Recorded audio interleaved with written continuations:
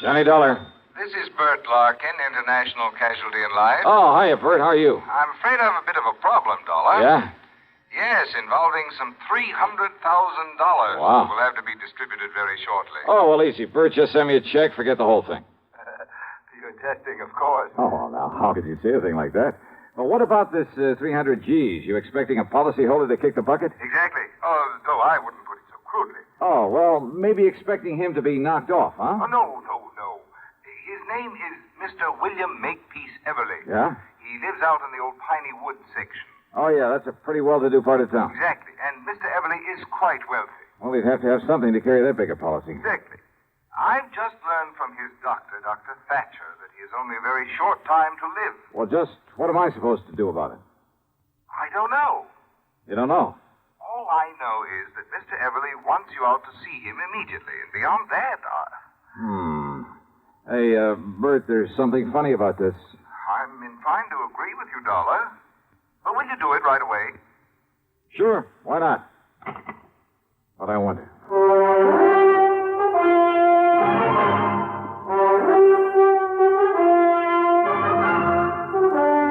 CBS Radio brings you Bob Bailey in the exciting adventures of the man with the action-packed expense account, America's fabulous freelance insurance investigator. Yours truly, Johnny Dollar.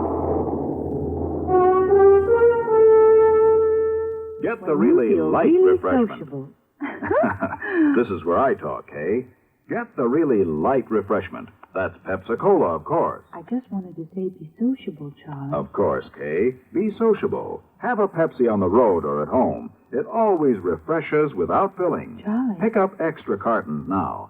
Pepsi is so delicious it goes fast. That's why you should keep plenty of Pepsi sociability on in hand. mind. Oops.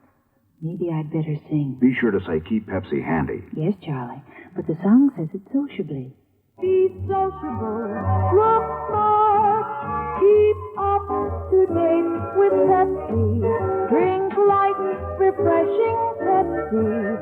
Stay young and fair, debonair. Be sociable, have a Pepsi. What Kay means is get plenty of Pepsi next time you shop. Well, yes. And now, Act One of yours truly, Johnny Dollar.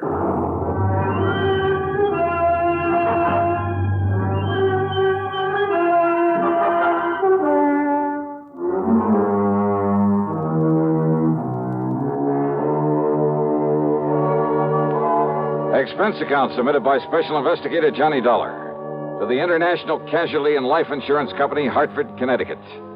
Following is an account of expenses incurred during my investigation of the Harried Heiress Matter. Expense account item 1, $4.85 for a tank full of gas, and I drove to the Everly address at the edge of Piney Woods.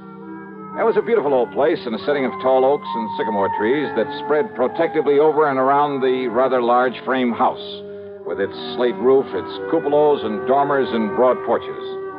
Even before going in, I knew the inside was filled with heavy, overstuffed furniture and velvet draperies, gilded mirrors, that it had a kind of musty smell, perhaps a trace of camphor, and the parlor closed off except for very special occasions. It was that kind of place. In answer to my knock, I was met at the door by a man who looked anything but on his last legs. Mr. Dollar? Yeah, that's right. Good. Come in, please. Ah, thanks. But are you Mr. I'm Dr. Thatcher. I'm the one who called your insurance company. Oh, I see. At Mr. Everly's request. Or I should say at his insistence. Come along, please. He's in his bedroom upstairs. Yeah, sure. I'm afraid he has only a few days to live, Mr. Dollar. Early yesterday, I notified his stepson, Alfred Harker, but I haven't been able to locate his niece, Nancy Everly. And that is what has him upset. That's why he wants to see you. Oh? They're his only living relatives, by the way. Well, just what does he want me to do? Well, suppose I let him tell you. Oh, and although he realizes he hasn't long to live, he has no idea how short his time really is. All right. Please bear that in mind when you talk to him. Yes, sure. And above all, try not to excite him. Now, in here, please. Oh, okay, thanks. Mr. Everly, I have brought Mr. Johnny Dollar. Oh, isn't that nice? Oh, sit down here beside my bed, Mr. Dollar. let me tell you why I've sent for you. Yes, certainly, sir. Well, young Thatcher here doesn't really know what he's talking about, but he seems to think I have only a few months to live. A few months? Of course, I don't believe him. Mr. Dollar, I'll probably end up outliving both of you youngsters. That's the spirit. Well, I hope you do, sir. But he's given me something to think about. My estate. What about it, sir? I've willed everything to my niece, Nancy. And my insurance automatically goes to her in the will. Or did you tell him that, Thatcher? I thought it better if you did. Yes. Well, Dollar, it's not only because she's been kind and loving over the years, but, well, she's had gumption enough to stand on her own feet, rather than depend on me for a living. Where is Nancy, Mr. Everly? I don't know. Well, But I want you to find her, Mr. Dollar, and bring her here so that I can see her before I... Well, now, I still don't believe this young Sawbones, but I... Yes, I think I understand, sir.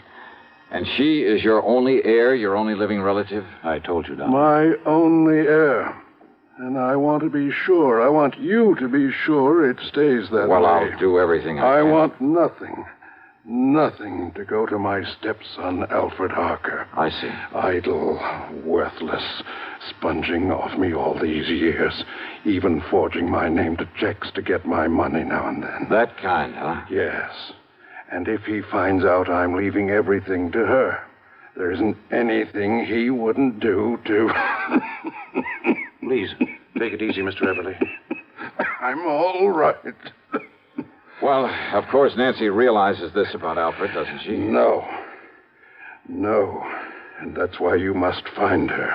Bring her to me. I'll certainly try, sir. Yes, you must. Please, Mr. Everly, and now if you... anything happens to me, you must protect her from him. You must. You... Dollar, quickly, hand me that hypo there on the tray. Yeah, sure, Doc. Here you are. I was afraid he might get too wrought up over this. Oh. There now. Just relax, Mr. Everly. Relax. Yes. Thank you.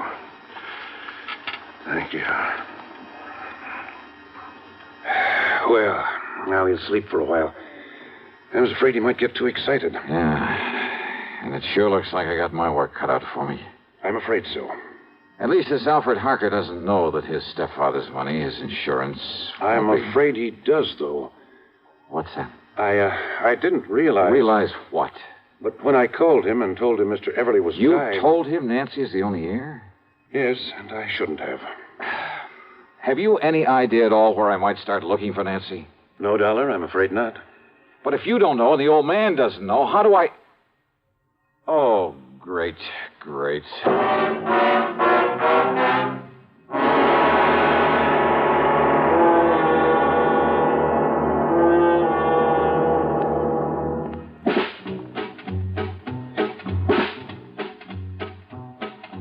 Have a real cigarette. Have a Camel. Have a Camel cigarette. Have a real cigarette. Have a Camel. Have a Camel cigarette.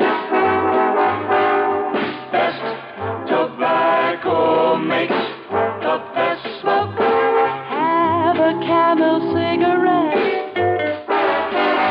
Best tobacco makes the best smoke. Have a Camel cigarette. If you're smoking more these days, but enjoying it less, change to Camels. The Camel blend of costly tobaccos has never been equaled for real smoking satisfaction. Have a real cigarette. Have a Camel. Start to really enjoy smoking again. And now, Act Two of yours truly, Johnny Dollar.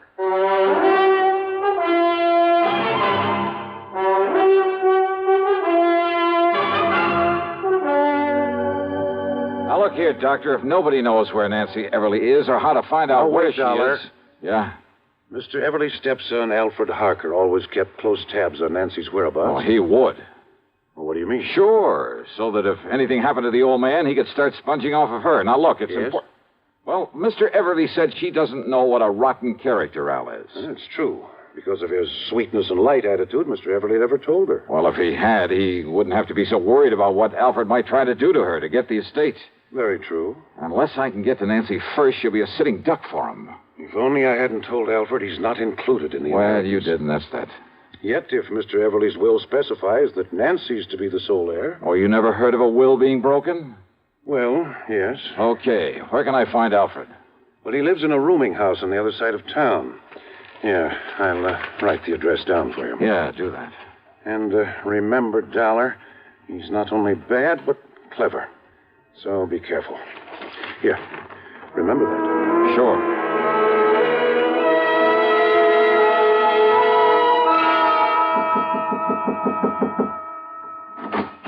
You looking for that young Mr. Harker, mister?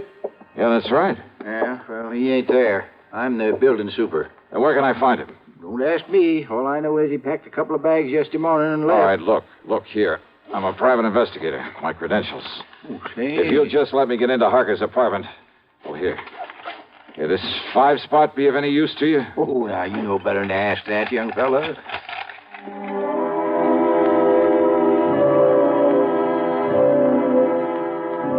It was pretty obvious Al Harker had left in a hurry. The clothes he hadn't packed were strewn all over the place. But luck was with me. On a desk, I found an airline timetable. One of the flights to Los Angeles had a check mark beside it. More important, I found the address of Nancy Everly, an address in Philadelphia, PA. I drove to the airport and spent item 2, $12.55 on a plane to Philadelphia. Then item 3, $6.25 for a cab to Nancy's address. It was a neat little apartment in the section they call Upper Darby. But instead of finding Nancy there... Why, no, Johnny Dollar. I'm Mary Ann Hooper. Oh, yeah. Now, Miss Hooper... But I know Nancy Everly from the office where we work together. Where can I find her, So Mr.? when she moved out of town, I agreed to take over the lease on this nice apartment. Won't you come in? She moved out of town, you say? Mm-hmm. Where? Oh, she was transferred. She was a copywriter, you know. For whom? The name of the company you work for? Hardin, Carmen, and Fisher. Oh, yeah, the ad agency. Mm-hmm. And they sent Nancy out to their Los Angeles office just a few weeks ago. Then Alfred must have found that out. Why don't you come in just a minute, Johnny?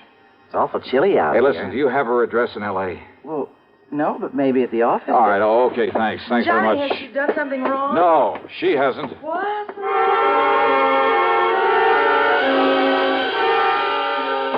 It was late, and I hadn't had any dinner, but I took a cab out to International Airport. That's another $6.25, and there, unfortunately, had plenty of time to eat before I could take the 1:30 a.m. plane for the West Coast.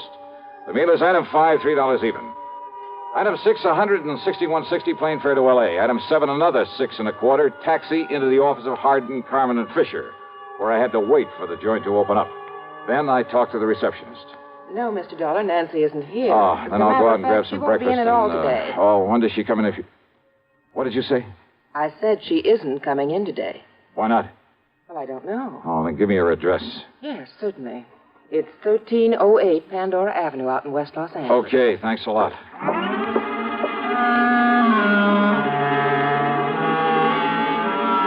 So Nancy was in L.A. Al Harker had come to L.A. And Al knew he'd get none of Mr. Everly's estate unless... Unless what? Oh, I hadn't the least idea. But I knew that he was clever, which meant there was no time to waste in getting hold of Nancy. Item 8, $3.50 for a cab to 1308 Pandora, and there from the landlord... Oh, believe me, this was the one I hadn't anticipated. Oh, she lives here, all right, but she isn't here now. Well, she do you have left any on idea? a little trip a few hours ago. Trip, did you say? That's right. She and a real nice-looking young man. Do you know his name, who he is? No, I can't say that I do, but a real charming, nice. Well, look, do you know where they went? Man. Oh, I sure do. Well, where? She said they were going over to Las Vegas. Vegas? And you know something? I think they're going over there to get married. Ouch. Munch, munch, munch a bunch of Fritos, corn chips. It's not polite to smack your lips, but you can't help it with Fritos, corn chips. Munch, munch, munch a bunch of Fritos, corn chips. That's right, Fritos corn chips. So crisp and light, there's contentment in every munch. Serve them at outdoor parties, as a snack or with dips. Fritos corn chips are so good with cold drinks, everyone will want to munch a bunch. Fritos have a flavor no other kind of chip can match. Munch, munch, munch a bunch of Fritos, corn chips. Fritos are golden chips of corn just made to munch. Keep Fritos corn chips on hand for the perfect warm weather between meal treat. Tuck a bag in every lunch, picnic or otherwise. Serve them with sandwiches, salads, all summer meals. Fritos corn chips are full of good, crisp, refreshing flavor. Fritos, Fritos corn chips. Munch, munch, munch a bunch of Fritos, corn chips. Now, back to yours truly, Johnny Dollar and the Harried Heiress Matter.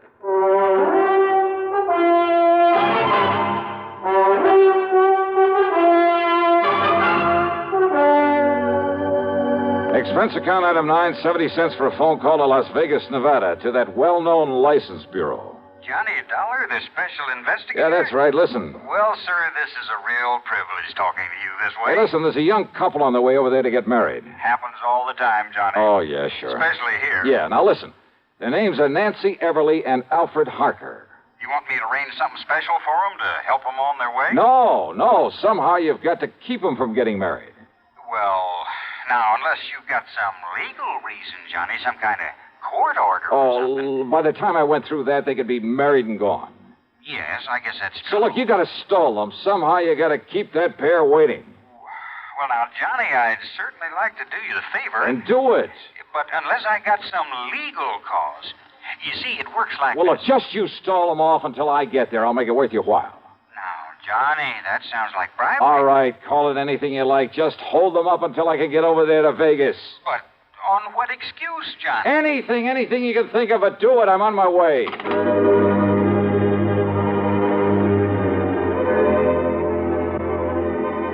Alfred Harker's plan to get hold of the Everly fortune was all too obvious. All he had to do was marry Nancy, and he'd have it automatically. Item 10, $7.50 for a fast taxi out to Lockheed Air Terminal in Burbank. And how come we didn't pick up a lot of tickets for speeding along the way? I'll never know. That driver really earned his tip. Item 11, $200 even for a charter flight to Las Vegas.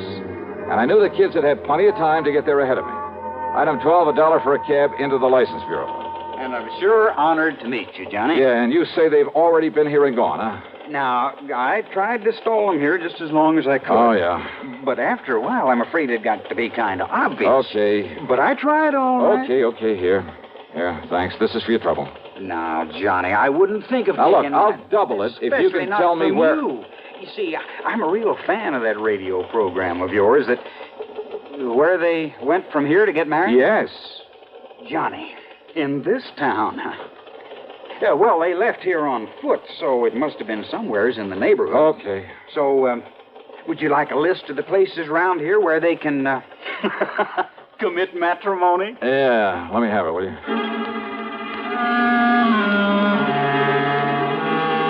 Item 13 is the 10 spot I accidentally left on the counter for him. Then I started checking every place in the area, every person who could seal the bonds of matrimony. Churches, marriage chapels, justices of the peace, even ordinary-looking private homes that were on the list. Hey, you know something? A lot of weddings take place in Vegas. I almost got thrown out of a couple I barged in on, and then finally... Why these two should not excuse be me, folks. united in holy matrimony. Speak now or forever hold your peace. Excuse me, please. Just wait, young man. I'll take care of your wedding in just a minute. Yeah, well, look... let us finish the ceremony, please. Yes, of course. Now, do you, Alfred Harker, take this woman...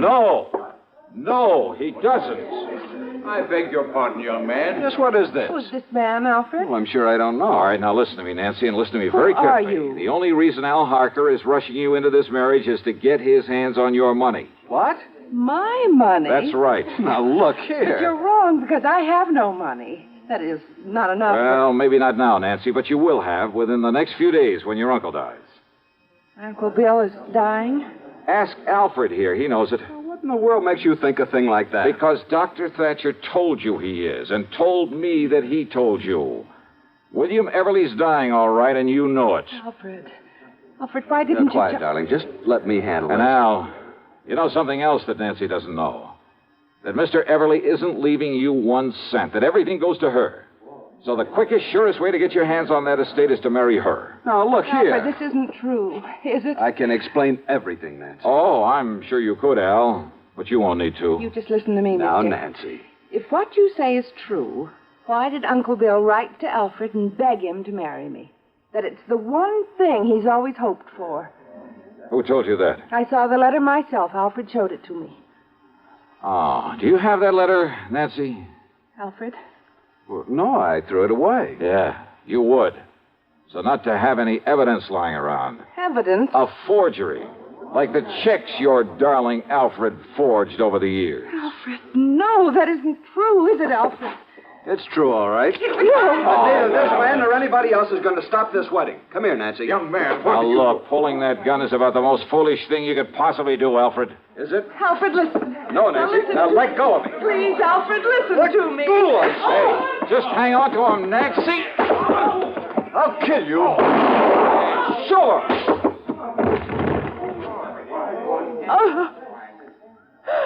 Oh, I'm sorry, Nancy. Terribly sorry.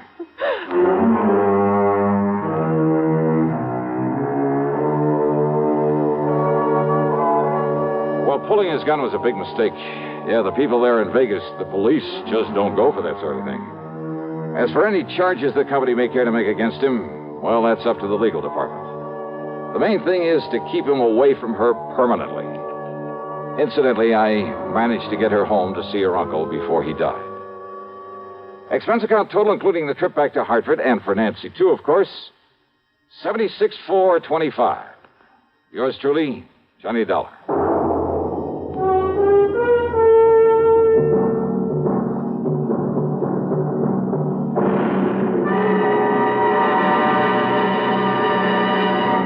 Hi, this is Dennis James with a longtime favorite.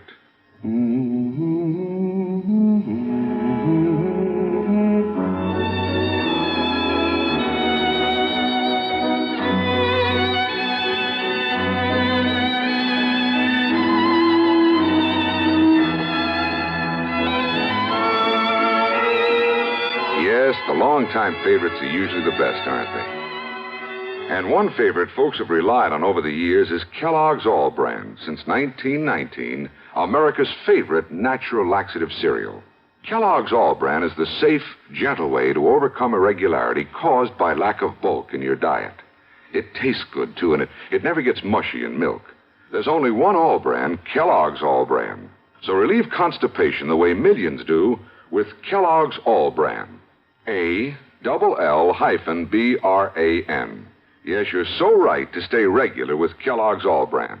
Try it, okay? Okay. Now, here's our star to tell you about next week's story. Well, first, let me shout a word of welcome to the network, to station KFBK in Sacramento, California. Glad to have you with us. Next week, I'm called in to help a small company that's involved in the race to conquer outer space. And I'm sure you know there are plenty of people in this world who go to any lengths to put a crimp in this project.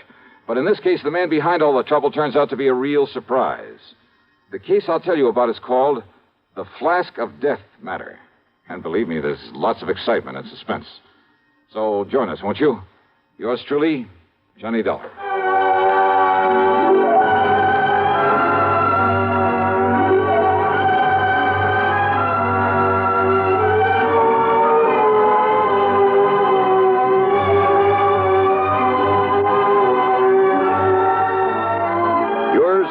Johnny Dollar, starring Bob Bailey, originates in Hollywood and is written, produced, and directed by Jack Johnstone. Heard in our cast were Virginia Gregg, Gene Tatum, Lillian Baeff, Marvin Miller, Russell Thorson, Bart Robinson, Forrest Lewis, Sam Edwards, and Harry Bartell. Be sure to join us next week, same time and station, for another exciting story of yours truly, Johnny Dollar.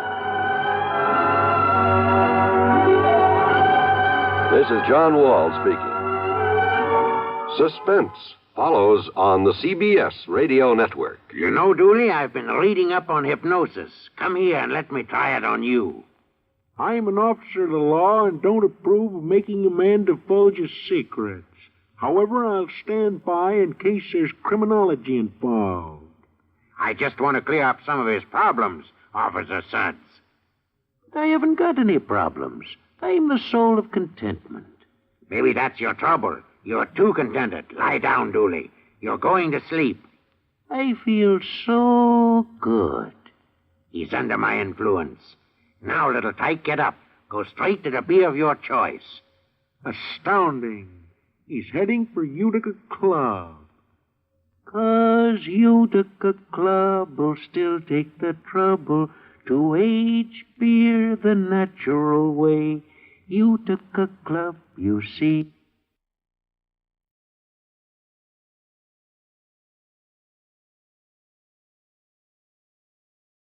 From Hollywood, it's time now for Johnny Dollar. Hillary Fuchs, Johnny. How's your time these days? Time to live, time to die, you know. What's up? A claim on a $100,000 policy. I want it investigated. 100,000? What kind of policy? Straight life. You sound worried. I am. I think we're going to be taken this time, Johnny.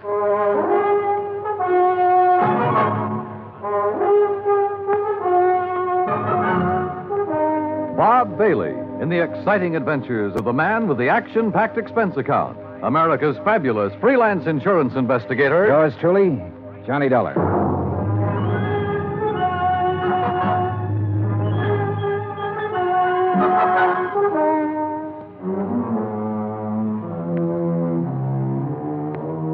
Expense account submitted by Special Investigator Johnny Dollar to Continental Insurance and Trust Company, 657 North Spear Boulevard, Hartford, Connecticut.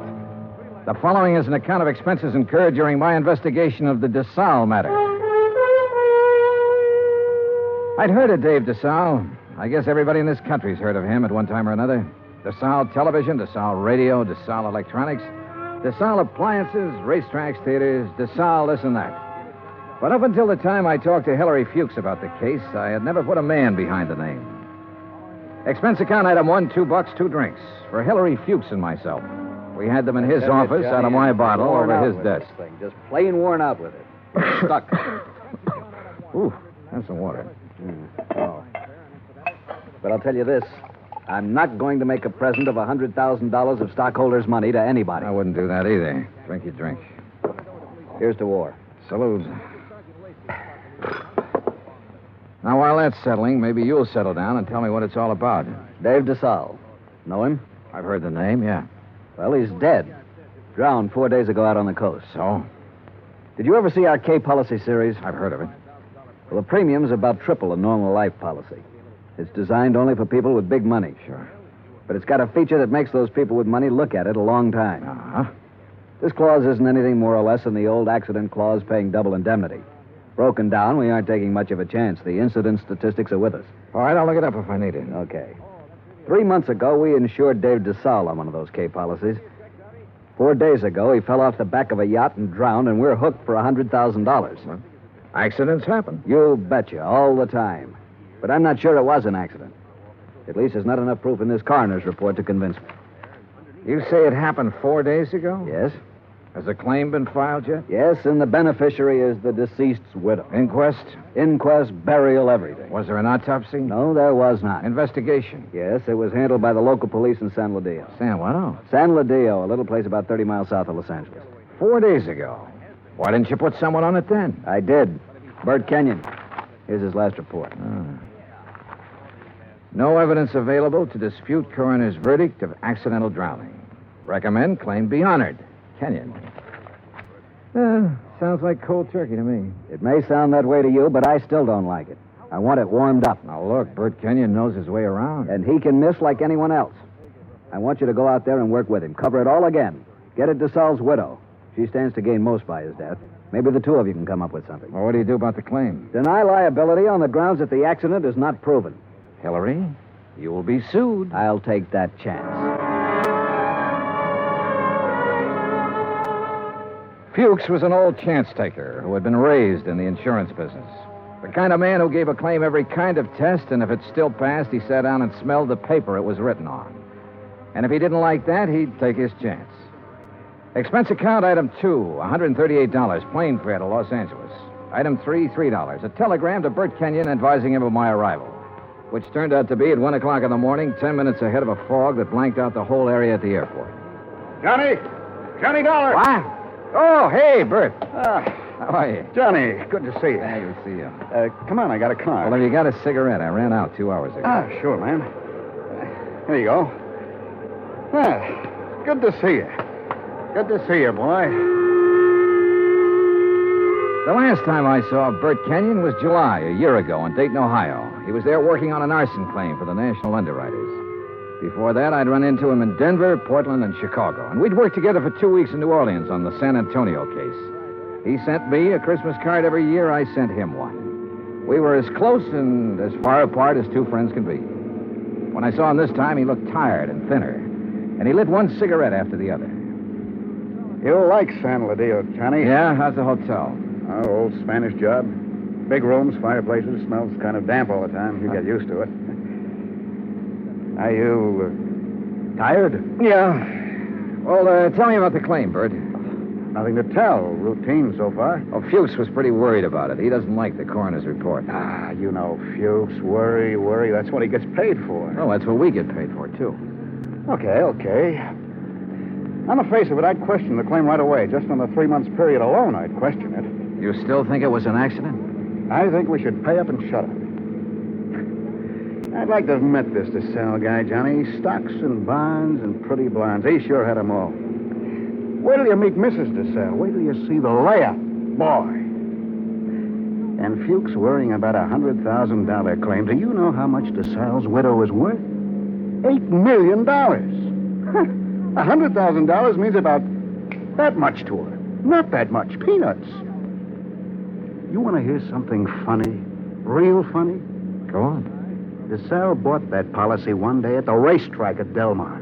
Yeah, because an insurance broker gave him a tip on a horse. Yeah. I can just see Fuchs worrying about his $100,000 and finding out about that part. How did you find out about it? Mrs. DeSalle, she told me the story. What about her? Now, what about her? She's the beneficiary. Well, I told you, $100,000 doesn't mean a thing to her. Why would she kill him for $100,000? Why not?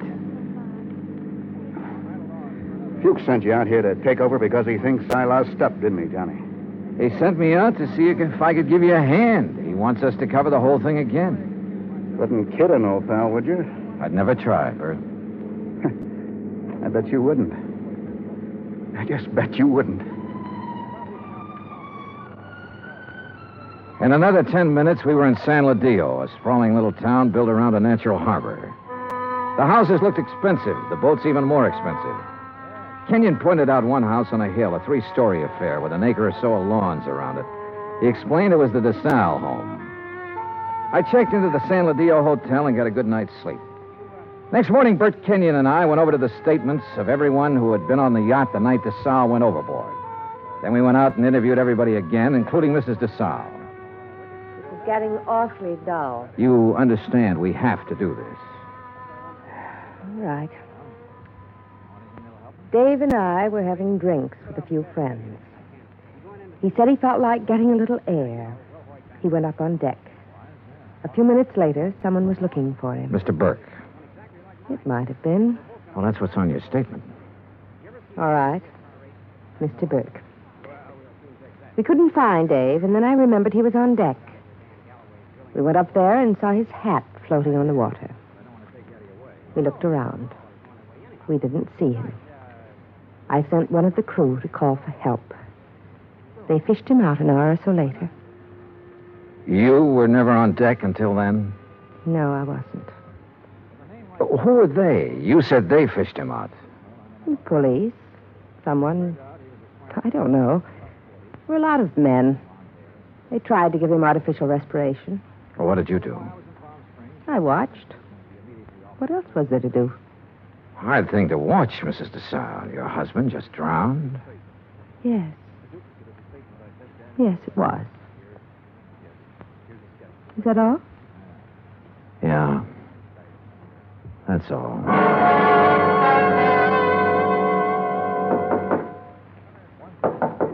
Come in. Hi. Oh, what's all this? Thought you'd be in bed. Just going over the reports again. Well, what do you think? Oh, I don't know. I'm trying to make up my mind, Bert. About Mrs. DeSalle, the way she looks, the way she acts. I told you she was something. Yeah, sure. 50 men would sell their souls to be tied up with her one way or another. She had help, Bert. What? She had to have help to kill him.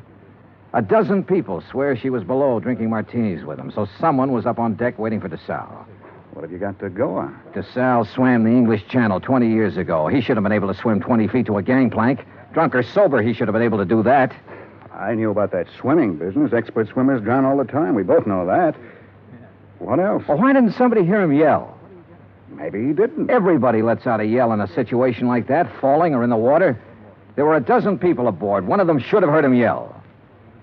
Yeah, I guess you're right. All right, suppose he didn't yell. But suppose this coroner made a mistake about the bruises on the side of his head. Suppose they happened before he went over the side. It'd be hard to prove now, Johnny. Oh, look, she's got a boyfriend somewhere, Bert. She had to have one. The servants can be gone over. Somebody at the house has seen him. He's called her, sent her messages. He's our boy. We can bring him out in the open. We'll get help from Los Angeles. We'll call the legal department and get them busy. Get permission to exhume the body and have an autopsy. We'll bring... What? Let this one go, huh? What? Drop it. It's just lousy enough to get by, Fuchs. We got a good case, Bert. I know. I've known it all along, Johnny. A sellout? Mrs. DeSalle offered me the whole 100,000. The whole 100,000, Johnny, to let it get by. Who helped her do it? I don't know. I wasn't interested anymore when she came up with the offer. Look, what does DeSalle mean to you and me? Nothing. He had a whole life, the best it could give him. We can't bring him back. I'll split the 100,000 with you, Johnny. We'd have a little chance for some things, too. Johnny? Bert. No deal? No deal. You're a good dick, Johnny. Stand up. Oh, put that thing away. I've been looking a long time for a mark like this. Now you've lost it up, and I have to beat it. Turn around. Bert. So long, Johnny.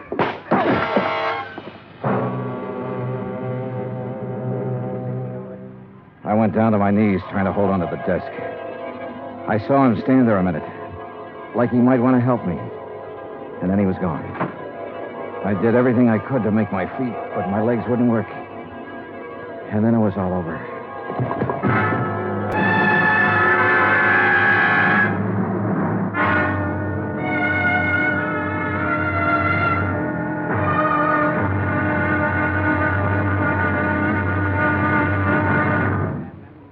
Act two of yours truly, Johnny Dollar, in just a moment. Democracy. What does it mean? The word itself is of Greek origin. Demos meaning the people, and kratos meaning authority. Thus, in a democracy, the people have the authority to rule themselves. But where does the authority come from? The authority comes from the people themselves. They put it in their Constitution, and the Constitution can't be changed by anyone except the people. That puts the supreme power of the government of a democratic country right in the hands of the people, and the people elect their representatives to run the government. In that manner, democracy gives everyone equal representation in the government. Democracy provides mankind with its greatest legacy of freedom. Now, Act two of yours truly, Johnny Dollar, and the DeSalle Matter.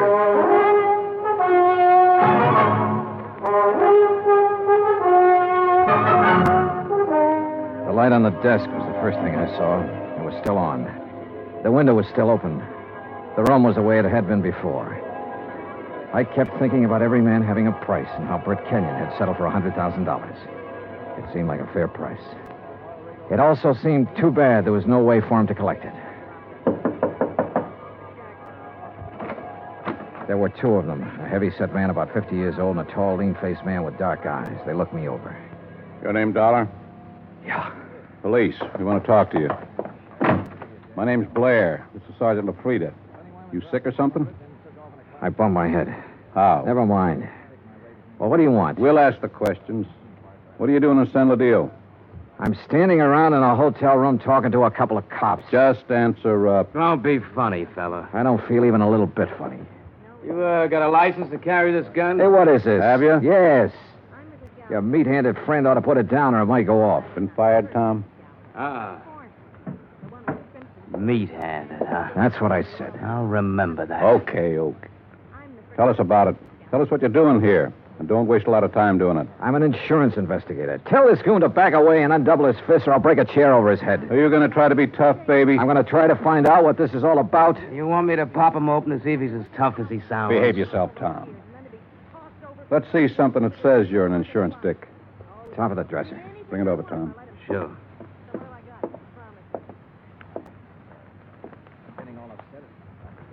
Yeah. Okay. Now tell us what you're doing in town. The DeSalle case. Now you tell me You know what Bert Kenyon? I know him. I've been working with him. Well, he's been around town 4 or 5 days. We haven't seen you. I only got here this morning. You could prove all that, could you? Oh, sure. With a plane ticket, with a hotel clerk downstairs, with a bellhop who brought up my luggage, with a dozen people or more I've talked to today. And tonight? What about tonight? Right here. You could prove that, too? Try the clerk downstairs. Ask Kenyon. Where is Kenyon? I don't know. You ought to know. Why don't you sit down, Tom? Okay. Now, when did you see Kenyon last? A couple of hours ago. Now, tell us what you talked about, and don't forget anything. We talked about the DeSalle case. Kenyon have something new on it? No. Don't hold out on me, boy. This is police business. Tom here's pretty edgy for a cop, but I'll turn him loose on you if I have to, because I haven't got a whole lot of time to waste being sweet. Tom worries me to death. One more minute. Just one more minute is all I'm going to take off this guy. Oh, shut up. I'll ask you again, Dollar. What's new on the DeSalle case? What did Kenyon tell you? The way we look at it, you came out here because something new popped up that might take 2 guys to handle it. Look at it any way you want to. Blair, you going to take this stuff? Never mind. Okay. Get your hat and coat, Dollar. We're going to see a fella. Not unless I know why. And I mean that. Dollar, your buddy's been killed. What? Kenyon. Somebody shot him up an hour ago.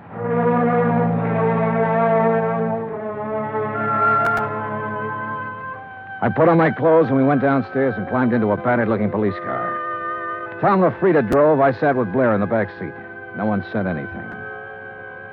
A half a mile out of San Ladillo, we turned onto the main highway and drove to a spot about 2 miles away, all-night filling station. There were a couple of highway patrol cars there, an ambulance, and men in dark suits who looked the way policemen always look. Wait here. Keep an eye on him, Tom. Sure. Be just a minute. He's a soft old gink. I suppose you're hard. I know how to handle pinballs like you. Before we're through, you and me, we'll have it out. Okay, Dollar. Get out. Yeah, sure. Tom, put the spotlight on him. Okay. Good. Now, Posey. Posey, take a good look at this man. You ever seen him before? No. Look good. Take your time, boy. No, man I saw was shorter by this much. He wasn't as husky. Okay. You go in back of your place there and get some sleep, boy. That all? There'll be more by morning. Go along now. Sure. Night. What was all that? Tom, get out. You stick around here with Dick and Wally. Okay. You're the boss. You get in the front, Dollar.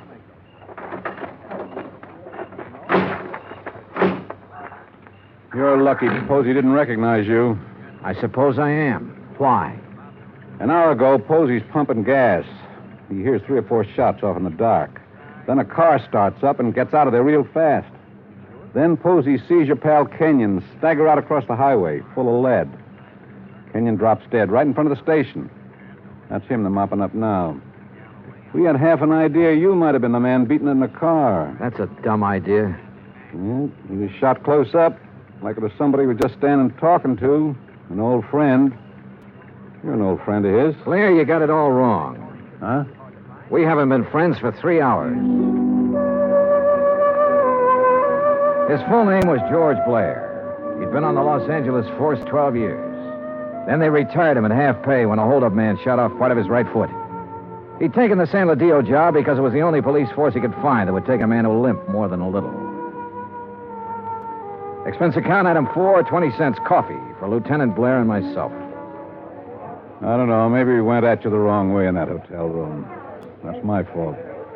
But a man's been murdered, and I get excited about things like that. I don't blame you. No hard feelings. No.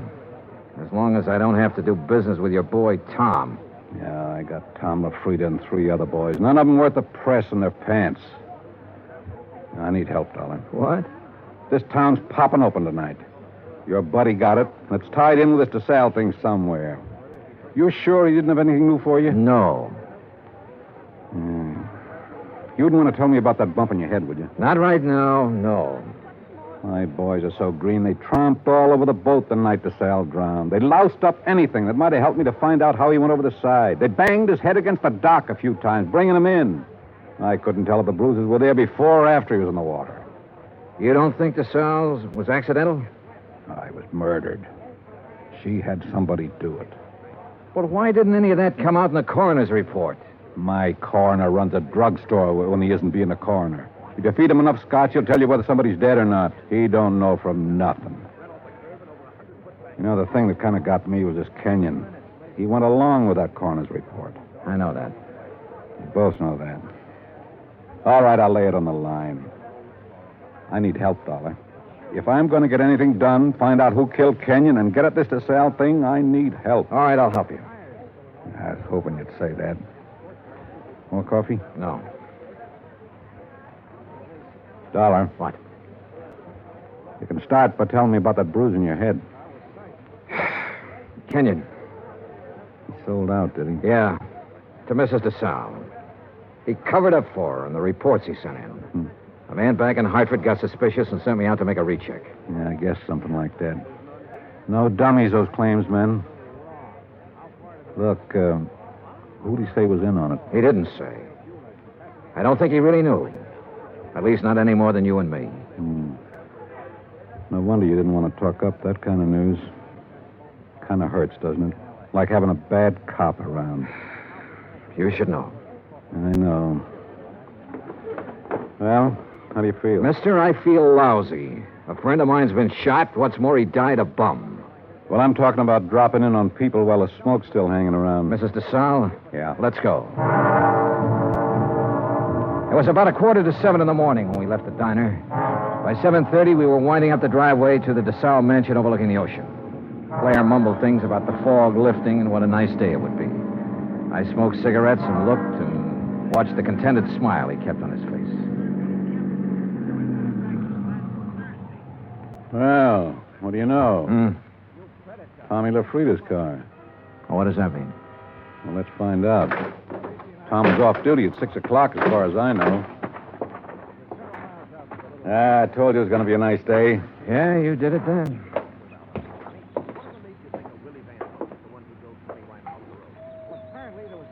Nice place.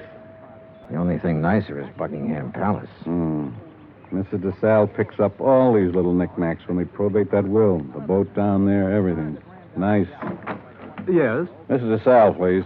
At this hour of the morning. She's still asleep. We kind of guessed she might be in bed. You tell her the police are here and want to talk to her.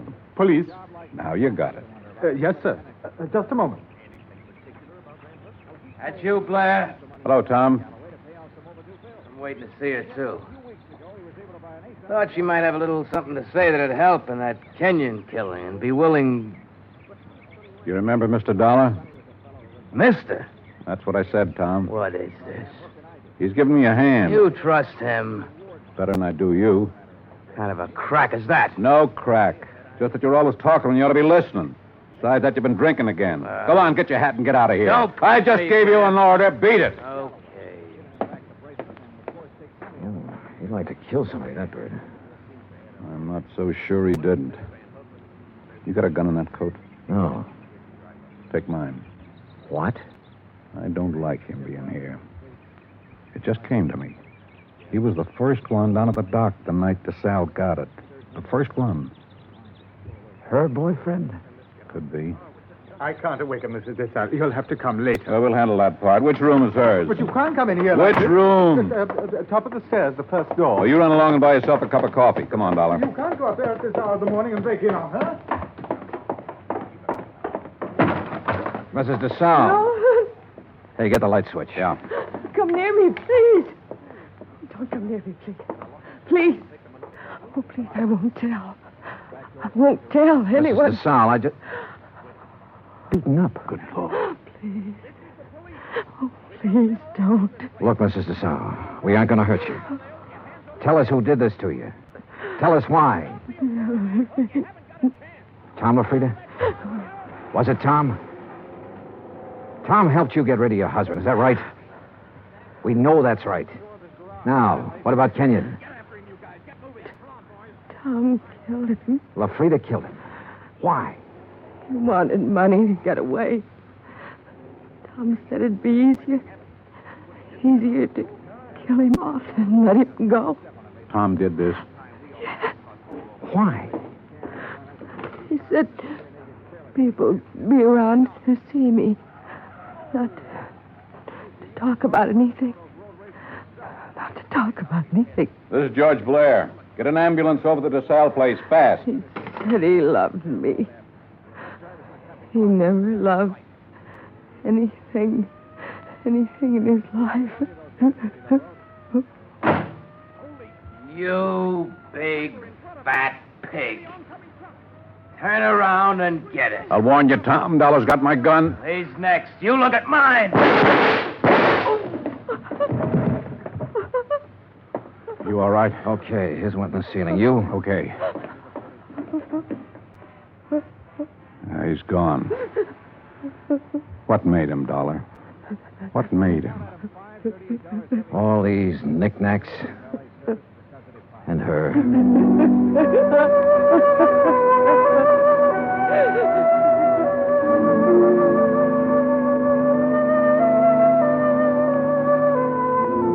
Expense account item 5, $25. One phone call to Hartford.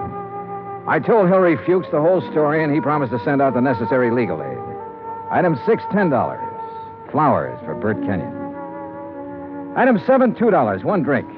To one good cop with a bad foot. The drink cost $1. The glass cost $1. The drink for the good. The smashed glass for the bad. Oh, yeah, it was hammy, but it made me feel... Expense account total, $416. Remarks, none. Yours truly, Johnny Dollar.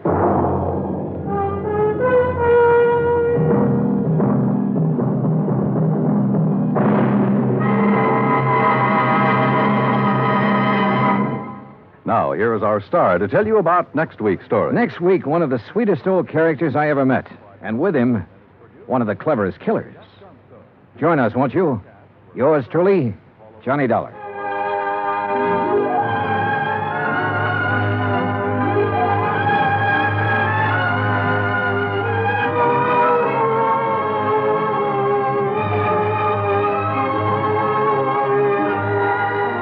Yours truly, Johnny Dollar, starring Bob Bailey, originates in Hollywood. It is written by John Dawson and is produced and directed by Jack Johnstone. Heard in our cast were Virginia Gregg, Harry Bartell, John Stevenson, Will Wright, James McCallion, and Ben Wright. Musical supervision is by Amerigo Marino. Be sure to join us next week, same time and station, for another exciting story of yours truly, Johnny Dollar. Dan Cumberly speaking. Johnny Dollar has come to you through the worldwide facilities of the United States Armed Forces Radio and Television Service.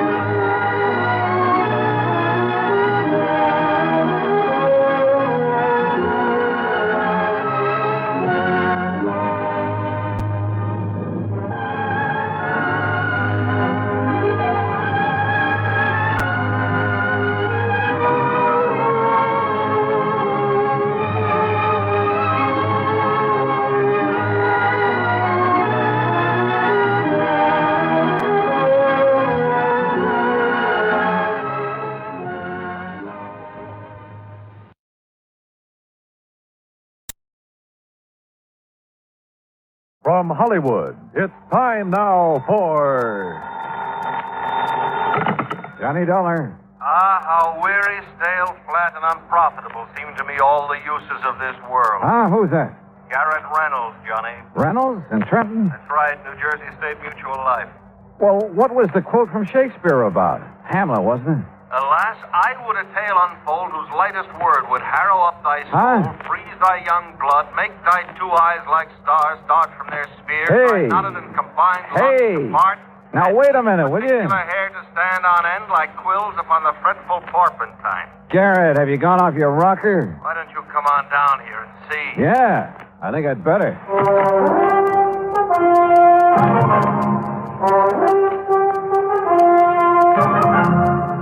Bob Bailey in the exciting adventures of the man with the action-packed expense account.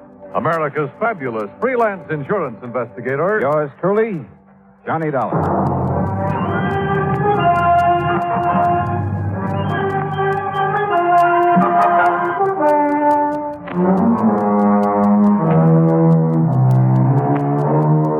Expense account submitted by Special Investigator Johnny Dollar to the New Jersey State Mutual Life Insurance Company, Trenton, New Jersey office. Following is an account of expenses incurred during my investigation of the Heatherstone Players matter.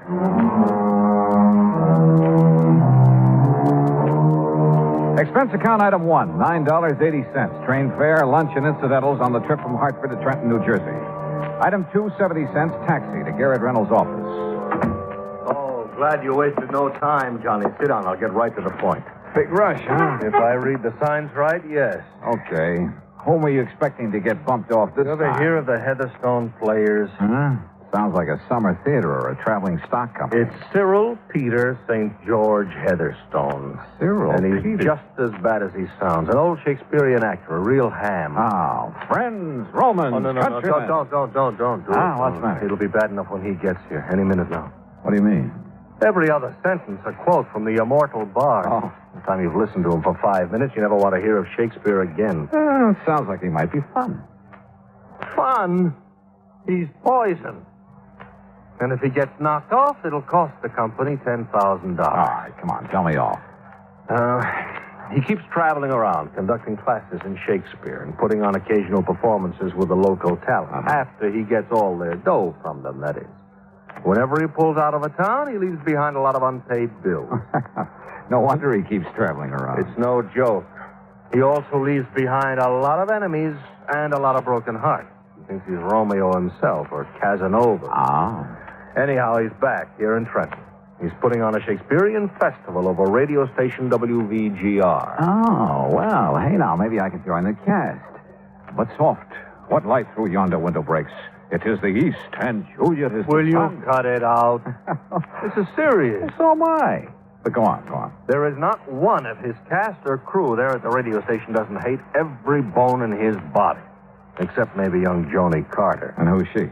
Oh, she's the girl he picked to play Juliet in Ophelia. Promised her a shining career on the stage and stardom in pictures and that sort of thing. Yeah, well, maybe she's good. Oh, don't kid yourself. It's part of his act to charm her away from Charlie Cubberly. And who is he? He's also in the cast. He's getting nothing but bit parts. Well, I still see no cause for alarm. Oh, you will, Johnny, if you ever attend one of those rehearsals. Well, look, if they all hate him so, why don't they just walk out on The him? old shyster's got him tied down to contracts. Must have signed them with their eyes closed. They're stuck with him, Johnny, until the festival is over. Or until somebody kills him. You think it's that serious?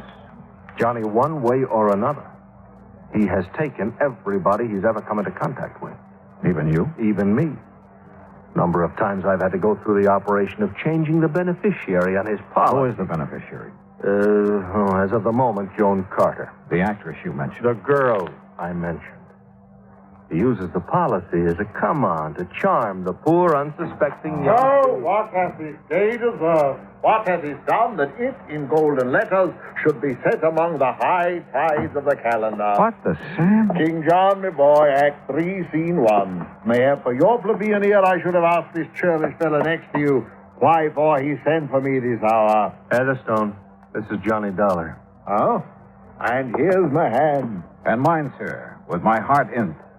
unquote. Good man. That's from the Tempest Act, too. Oh, not that I give you a charge. Look, Heatherstone, I've asked Dollar to act as your bodyguard until this play of yours is over and you can get out of town. Play festival, dear sir, in which the immortal Shakespeare's works, beneath my practiced hand, shall so enchant. Yeah, wait a minute, Heatherstone. Garrett, I'm not going to serve us I said bodyguard. I've received 3 anonymous notes telling me in no uncertain terms that his life isn't worth a plugged nickel around that studio. Threats, huh? Just warning. What matter? To quote the bard, I bear a charmed life. Have you given those notes to the police? Yeah, but I haven't heard back from him. That's why I sent for you in such a hurry. How fitting that my end should come there, on stage, so to speak.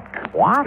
Blow wind, come rack. At least I'll die with harness on me back. Which is to say, my friend, that I'll die with me boots on. Yeah, I got that.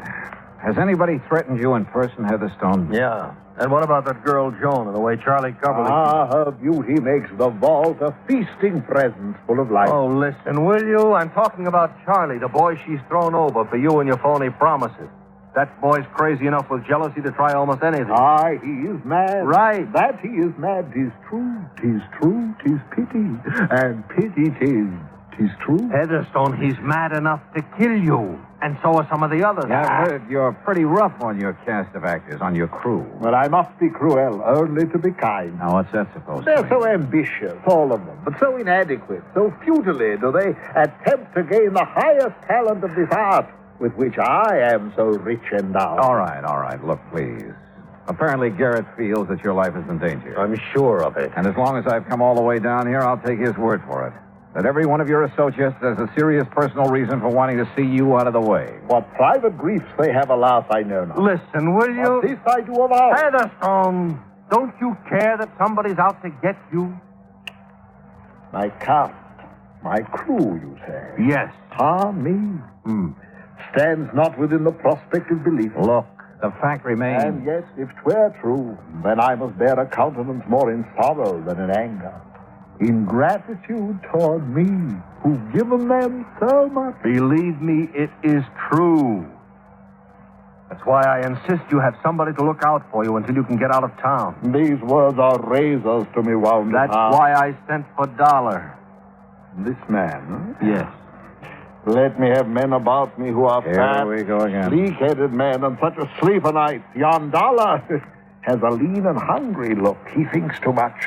Such men are dangerous. Will you shut up? And yet, suppose I am to die. Believe me, if it weren't for the $10,000 it cost the company, I sometimes think I'd like to take care of that little matter myself. And you would be found out. That's what you think. Then, Dollar, look upon his face. I quote, so full of artless jealousy is guilt, it spills itself in fearing to be spilt. All right. The fact remains that in spite of what Garrett says, you're determined to go ahead with this play, this festival of yours. I am. In spite of the threats on your life. Why not? All that live must die, passing through nature to eternity. Okay. When's your next rehearsal? Well, this afternoon, but sir... Station WVGR, right? Aye, correct, but sir... And I'm going to be there. To interfere with me at work? No. To hide in a corner and see if all this fuss over you is justified. To see if the atmosphere down there is as thick as Garrett says it is. To either take on this case or not, depending on whether I think your life's really in danger. Oh, Johnny, his life has been in danger for years. Of course. You, admit it? Aye, that I do. So therefore, harm, if harm they could have done, would long ago have caught me in its grasp. Yeah, well, maybe you've just been lucky. Aye, in the past, I quote, treason has done his worst. Nor steel nor poison, malice domestic, foreign levy, nothing can touch me further. Oh, Lord. And with that thought, I bid thee now adieu. Yeah, well, goodbye. And yet, perhaps, for best we talk this out, I quote, to fear the worst, of yours the worst. Good day, gentlemen.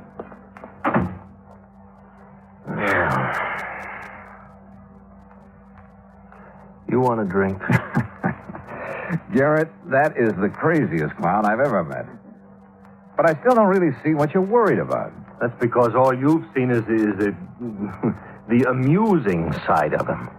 But I tell you, Johnny, look, did you mean that about going over to the studio? Yeah, sure. And frankly, more to see how a radio show is put together than anything else. Then I'll arrange for you to sit in the control room with the engineer, the fellow who keeps the voices and sound effects and music and things in balance. Great. I'll have a ball. Yeah? Well, you'll see why I sent for you.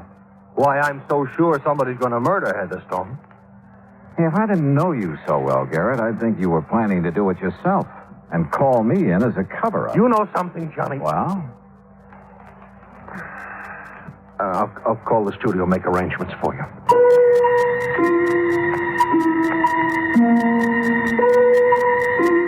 I couldn't help feeling that Garrett's own resentment of Cyril Heatherstone was for a lot more than the mere fact he'd have to revise his policy a few more times. But if so, he wouldn't admit it to me.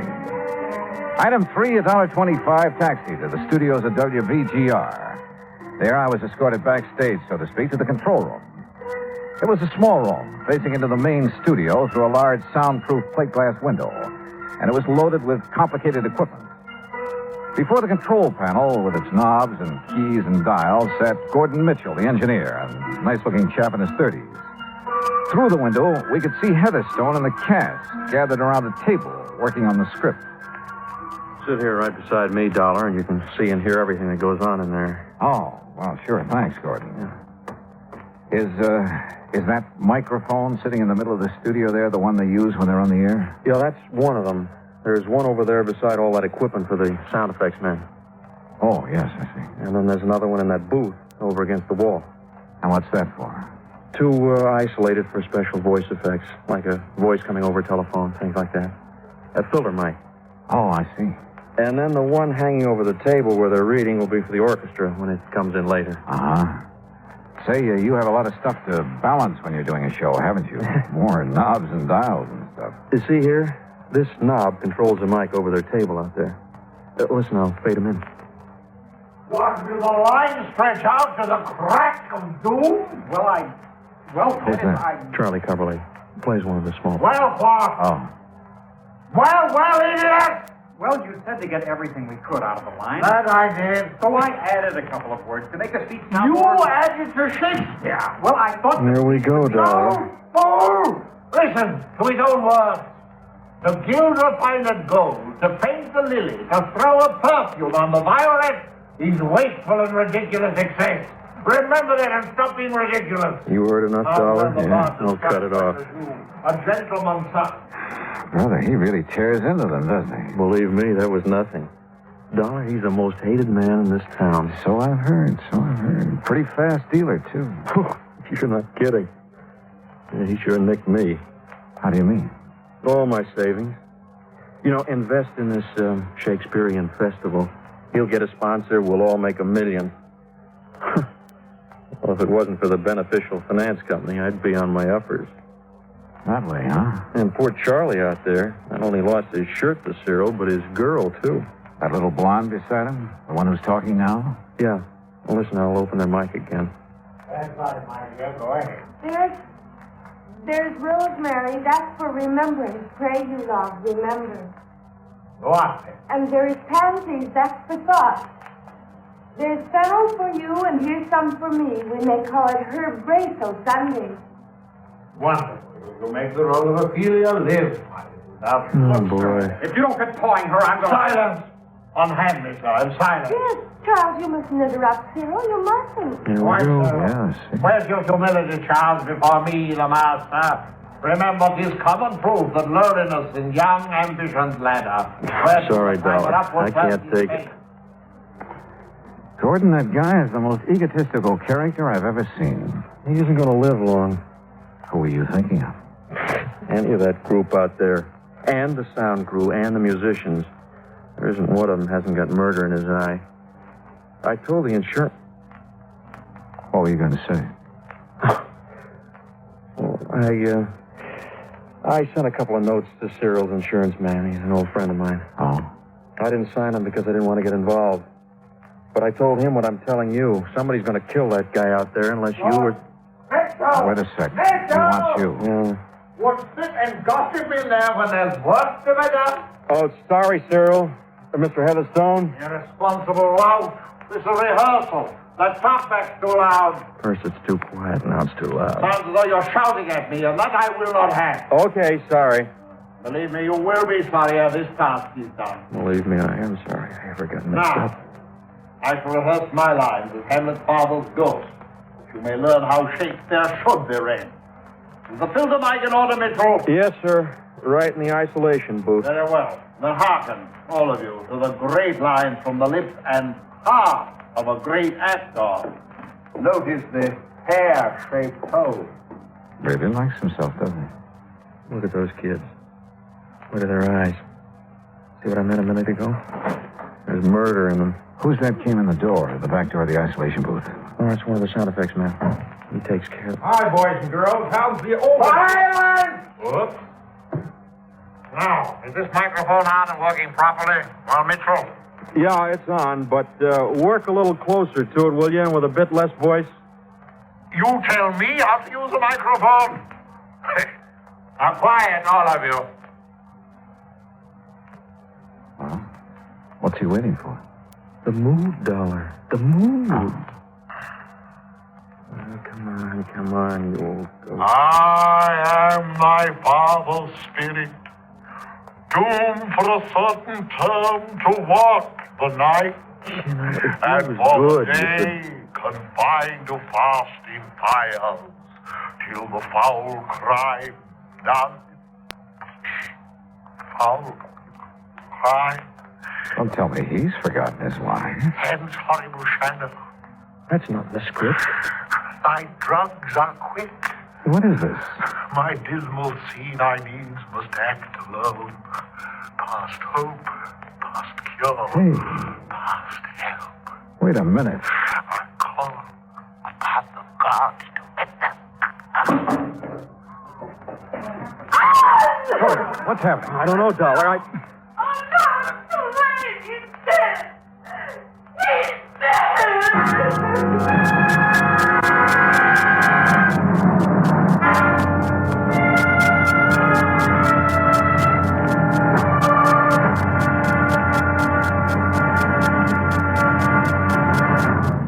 Act two of yours truly, Johnny Dollar, in a moment.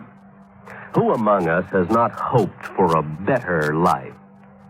Who has not had a desire to help stamp out disease and suffering among more unfortunate people throughout the world? Many have wanted to help, and many have done so. That sort of work is going on everywhere. Everywhere there is hope for freedom and a better life. Outstanding in this field of activity is Project Hope, which operates from a converted U.S. Navy hospital ship called, appropriately enough, the Hope. The good ship Hope carries out its mission of mercy in far eastern waters. Wherever doctors, nurses, dentists, sanitation, and public health experts are needed, the Hope steams full speed ahead and gives what help it can. In addition to giving medical aid, the staff of the Hope works with local doctors to acquaint them with the newest of medicines and medical procedures. At the same time, the staff of the Hope learns a great deal about the symptoms and the cures of diseases with which they have had no previous contact. When the Hope was in the United States Navy, it was called the Consolation, and it is certain that the people who now operate her will give both consolation and hope to those who are suffering. Consolation, hope, and a new life. For wherever the hospital ship Hope is anchored, its staff is to make emergency trips to scenes of disasters and epidemics. Their services include a wide variety of skills, from removing a tumor from a child's neck to putting a bandage on an old woman's cut finger. But most importantly, with the Hope comes friendship and understanding. Good medicine for healthy freedom, which is the right of all men everywhere. And now, Act two of yours truly, Johnny Dollar, and the Heatherstone Players Matter. Cyril Peter St. George Heatherstone was dead. There was no doubt about it. And the old Shakespearean actor had died muttering the words of the immortal bard, there at radio station WVGR in Trenton, New Jersey. When he fell in the isolation booth at one side, I immediately rushed into the main studio, checked the dead man's body, his clothes. I searched every nook and cranny of the isolation booth and came up with nothing. He's dead. Cyril is dead. It's terrible. It's terrible. Is it? Well, I'm glad he's dead. He's had it coming for a long, long time. Oh, stop it, Joan. Stop it. But he was going to make me an actress. A great actress. A star. Oh, don't kid yourself, Joni. He was taking you like he took the rest of us. And me, I'm glad to see him lying there. Who are you? Huh? Oh, Don Ringo, sound effects man. I just came in time to... Hey, wait a minute. Who are you? Johnny Dollar, insurance investigator. Investigator? That's right. Gordon. Yeah, Dollar? That phone in the control room. Can you call outside on it? Sure. Then call headquarters. Get somebody from homicide over here. Right you are. Don. Yes, sir? I want you to stay right here by this isolation booth. Make sure that nobody... Say, who, by the way, opened the door of this booth? Well, I did, Mr. Dollar. Did you touch his body? No. Oh, no. Well, I hope not, because... What's the matter, Mr. Dollar? Plenty. What is it, Mr. Dollar? Well, at least I know what killed him. Yeah? What? Don, you stay here. Okay. The rest of you, back to the rehearsal table. I want to talk to you. It was so faint I wasn't quite sure for a second. But there was no doubt about that odor that came from the isolation booth. Like peach blossoms, only more delicate and more deadly. It was the odor of potassium patent. And I'm glad the trace of it was faint, because one good whiff at full strength would kill almost instantly. Had killed. I'd left Don Ringo there at the booth to watch him, to see if he made any move toward Heatherstone's body. But Don had been the last one near him before he died. All right, now. Officially, there's nothing I can do until the police get here. You said you know what killed him, Mr. Dollar. Yes. Potassium patent, Charlie. Ever hear of it? Well, no, of course not. One tiny crystal, if swallowed, kills instantly. Or a single whiff of it when it's heated, vaporized. Same thing. You think maybe he committed suicide, Mr. Dollar? What do you think, John? Well, what do you mean? Doesn't sound like Heatherstone to me, Dollar. Kill himself. All right, so he needed help from someone in this room. And, Don, you were the last one near him. Now, wait a minute. Okay. Charlie? Yes, sir? Can you think of anybody here who might have had a better motive for killing Heatherstone than you? No. No, I can't. Charlie. I wanted to see that phony, egotistical shyster dead more than anything else in the world. But I wouldn't have killed him. Well, I would, Charlie, gladly, and I make no bones about it. Police will be here any minute, Dollar. Good. How about your feelings in the matter, Don? Sure. I'm glad he's been knocked off. But don't accuse me of having... I'm not accusing anybody yet. But isn't it kind of funny? The only one who admits he would have killed Heatherstone is Gordon here. But he was in the control room with me. Not only when it happened, but long before it happened. And potassium patent doesn't wait. The rest of you, though, were right here next to Heatherstone. Any one of you could have slipped the stuff to him before he walked into that isolation booth. Yeah? But how would we have made him take it? That's a good question. Did you find any of that potassium, whatever it is, in the booth? No, but I got a good whiff of it. Well, you said it had to be vaporized. For the patent gas to do its work, yes. Dollar, could a capsule of it have been tossed into the booth or maybe left in there for him to step on? Then where's the capsule? Gordon, I went over that booth with a fine-tooth comb. Joan. Yes, Mr. Dollar. Are you the only one who touched him before I came in from the control room? I didn't touch him. I told you. But you were the only one who went into the booth, weren't you? Yes. The only one who could have removed any evidence of the means used to get that vaporized patent in there. Mr. Dollar, Look here, Dollar. If you're saying that Joni had anything to do with... What's the matter with you? Didn't you know that she was in love with that... All right, Charlie, all right. Take it easy. I thought I loved him, Charles. Honey. I guess it took this to bring me to my senses. Joni, oh, Joni. All right, look. We've got a murder on our hands. And unless the police are able to come up with more than I have, well... But they weren't. The doctor who came along with Lieutenant Harper agreed with my conclusion that Heatherstone had died from a hefty whiff of patent gas. But neither of them could find any possible source of the gas, even after thorough inspection of the isolation booth, the studio, and every one of us in it. Nothing. Dead end. Finally, after some 4 hours of futile questioning. Well, it was murder, all right, Dollar. No question about it. Any suspects, Lieutenant? Any suspects? All of them, every one of them. Except maybe the guy who was in the control room with you. Lieutenant, that should make him number one in the list. You've been reading too many mystery stories. Oh, look, Lieutenant. How much longer are we going to have to stay around here? You anxious to get away? What's your name, Ringo? Well, I mean it after all, you know. Inspector, would there be any harm in putting my equipment away? What equipment? Oh, mics and mic cables, patch connections on the board in the control room, so on. You see any reason, Dollar? No. Go ahead, Gordon. Thanks. A little tired of just standing around. What about us, Lieutenant? Is it doing any good to keep us here? Look, somebody in this place killed Heatherstone. Yeah, but you're not getting anywhere finding out who it was. Are we all under suspicion? Yeah, excuse me, Dollar. You're standing on this mic cable. Oh, sorry. I asked you a question, Lieutenant. The answer is yes.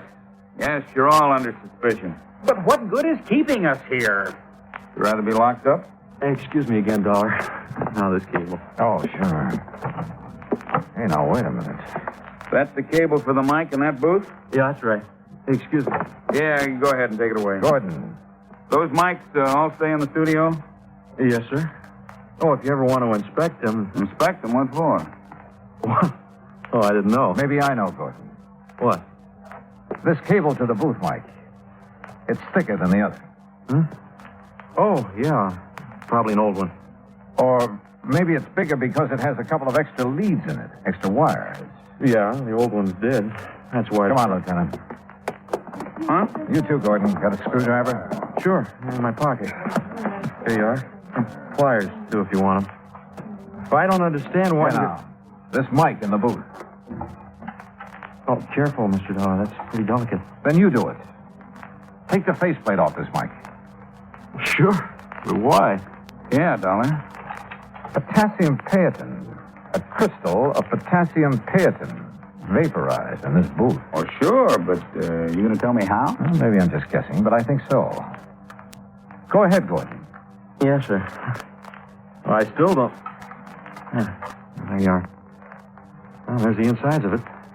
Yeah? That's all. There's a... Look. This tiny ball of fused metal. Yeah. All that's left of a heating element that was melted away inside this mic.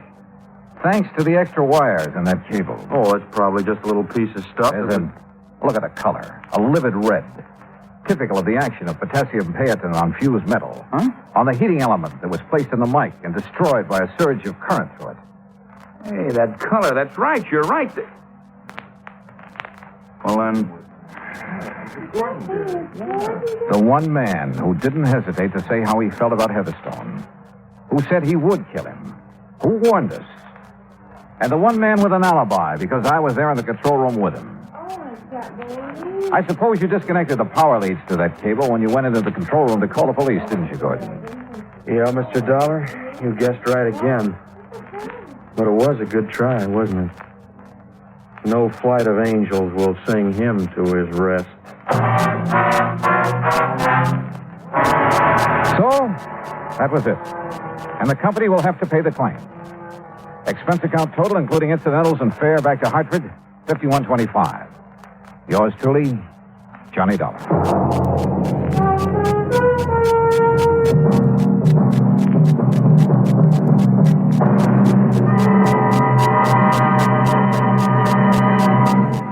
Now, here is our star to tell you about next week's story. Next week, the Yours Truly Matter.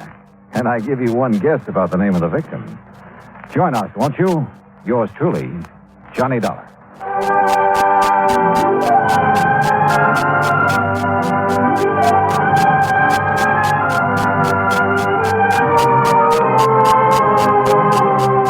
Yours truly, Johnny Dollar, starring Bob Bailey, originates in Hollywood. It is produced and directed by Jack Johnstone, who also wrote tonight's story. Heard in our cast were Virginia Gregg, Lawrence Dobkin, Dick Crenna, Sam Edwards, Frank Gersel, Herb Vigran, and Hans Conried. Be sure to join us next week, same time and station, for another exciting story of Yours truly, Johnny Dollar.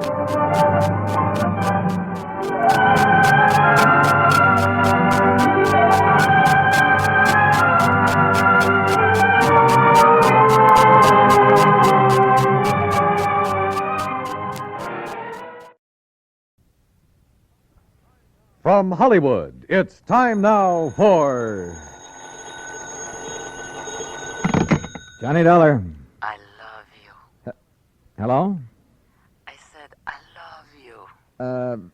Yeah. That does not please you. Oh, pleases me fine. Now, why don't you and I get together and we'll be able... That would be nice. Well, just name the time and the place and, Hey, wait a minute. Who are you? Carmela Jocares, Johnny. Oh, well, let's get down to earth. Carmela? Yes, Johnny. Well, usually when my phone rings this way on a Sunday night, I know. You expect some dull insurance agent to be calling you. Yeah. With a dull insurance matter for you to worry about, no? Yeah, that's usually the case. But this one does not need to be dull. You mean you have an insurance problem on your mind? Of course. So maybe you will help me? Well, just name the company, any company, and I'm on my way. The Universal Adjustment Bureau would be interesting. So who cares if they're interested? Come on, Carmela, get to the point, huh? Come see me, Johnny. Tell your friend, Pat McCracken at the Universal. Yeah, sure. Tell him what? That I called you. Will you, Johnny? Are you kidding? Goodbye. Yeah, well, where can I... Hello? Hello? Huh?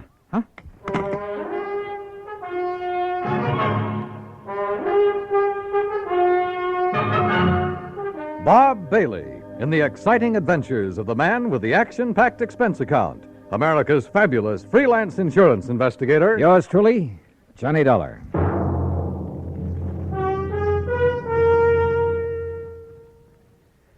Now that the holiday season is with us, there are 3 different reasons why you should have several packages of Chef Boyardee Pizza Pie Mix handy in the house. The reasons are friends who drop in for lunch, friends who drop in for supper, and friends who come over just to say hello. Because pizza is perfect to serve friends and family any time of the day. And when you use Chef Boyardee Pizza Pie Mix, it's so easy. You see, everything you need is right there in the one Chef Boyardee pizza package that you keep on your cupboard shelf. Needs no refrigeration. You get the flour that turns into crispy golden crust. Chef's own pizza sauce, made according to the very same recipe Chef Boyardee brought with him from Italy. And even mellow Italian-style cheese, already grated to become a delicious, bubbling topping. Serve everybody pizza this holiday season. They'll love it. And you'll find pizza is so easy to make when you use Chef Boyardee Pizza Pie Mix. Get several packages. And now, Act 1 of yours truly, Johnny Dollar.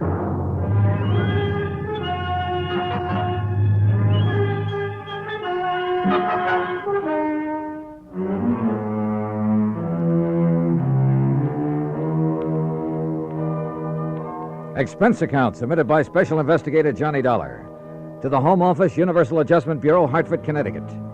Following is an account of expenses incurred during my investigation of the Latin Lovely matter. Expense account items 1, 2, 3, 4, and 5, 50 cents for phone calls early Monday morning, trying to reach Pat McCracken. Item 6, $1, taxi fare to the offices of Universal Adjustment. Oh, hi, Johnny. Top of the morning to you. Yeah, where the Sam Hill have you been all morning, Pat? All morning? You kidding? Look, the clock on this desk says exactly 9:02. For me, that's the crack of dawn. Now, what's bothering you? Carmela. Oh, Carmela Jocares. Yeah, only it's Jocares. Oh, well. Might have known she'd call you direct. I should have warned you, Johnny. You know her, Pat? She's threatened to come down here and camp on my doorstep any minute. Oh, can you think of a nicer ornament to have around? If she's anything like she sounds on the phone. She is, Johnny, yeah. That's why I should have suggested that Special Investigator Martha Maybury Balderdale help her. Balderdale? Now, how could an old battle axe like her know how to deal with a young, charming, beautiful... dancer like Carmela? Dancer? Is that what she is? Yes, yes. Not very good, but she's just as beautiful and seductive.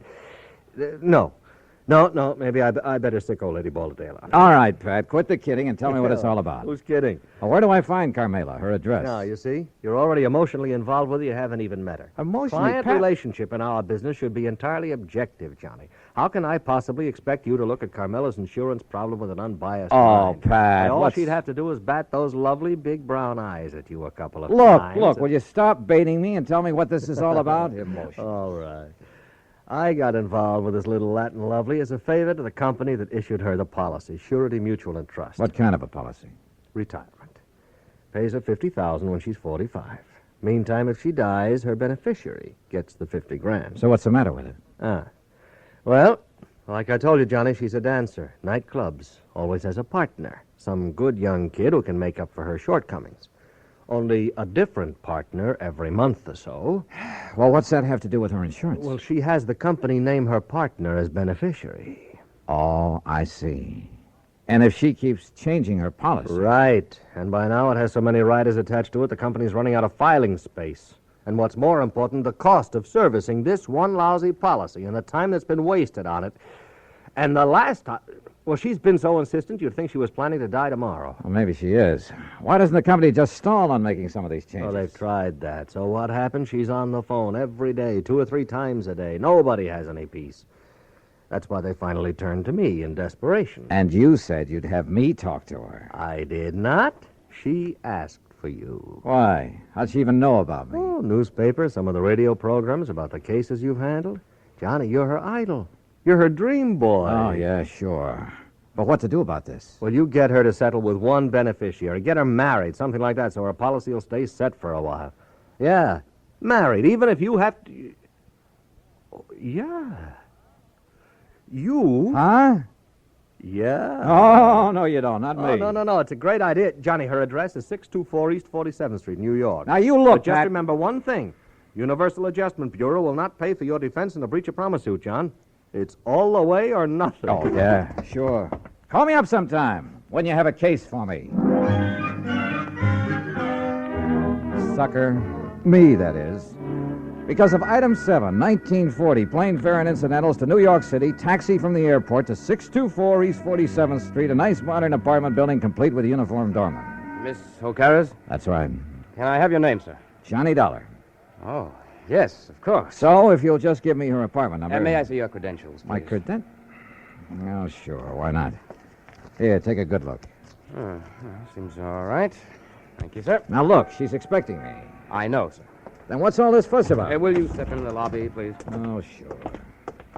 Now, what's the number of her apartment? One moment, please.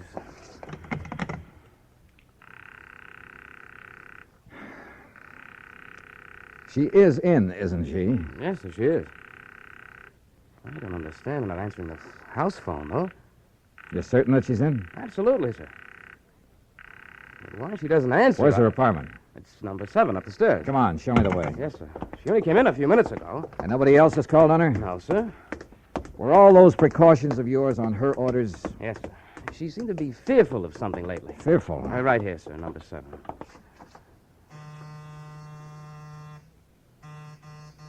That's funny.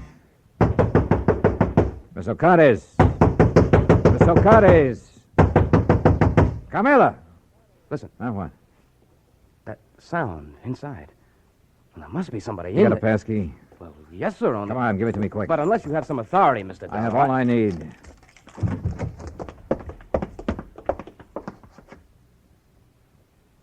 Camilla. Mr. Dollar.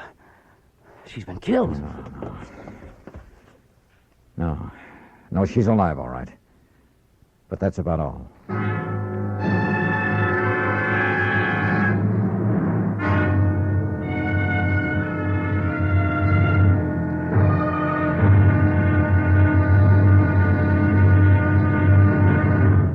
Act 2 of yours truly, Johnny Dollar, in a moment. There is a difference, a great big difference in Vicks medicated cough drops. There is a difference, a great big difference. Get relief with every single drop. Yes, there is a big difference in Vicks medicated cough drops. The medication makes the difference. Only Vicks cough drops are medicated with the exclusive throat-soothing ingredients of Vicks Vapor Rub. 2 delicious flavors, Vicks Regular and new Wild Cherry. Next time your throat feels raw and irritated from coughs due to colds, remember... There is a difference, a great big difference in Vicks medicated cough drops. The medication makes the difference. Yes, the medication makes the difference. And for a stuffy nose, just one whiff. With a Vicks inhaler, and that miserable feeling of a stuffy nose goes in seconds. Use it anywhere, anytime. Vicks inhaler. And now, Act 2 of yours truly, Johnny Dollar, and the Latin Lovely Matter. Carmela Jocares, beautiful Latin American dancer who kept changing the beneficiary of her insurance policy to the point where the company was going crazy. Who demanded another change, this time almost desperately. We'd found her unconscious on the floor of her apartment. Bill, the doorman, discovered how her assailant had got in. Through the service entrance into the kitchen, Mr. Dollar. He must have run away when he heard us at the door. Any brandy, anything like that around here, Bill? Yeah, there's a little bar there in the corner. Okay, I see it. Do you know a doctor you can call? I have a list on my desk in the lobby. Well, then go on down and call him. Isn't this a matter for the police? I'll worry about that. You get a doctor up here. Yes, sir. Carmela.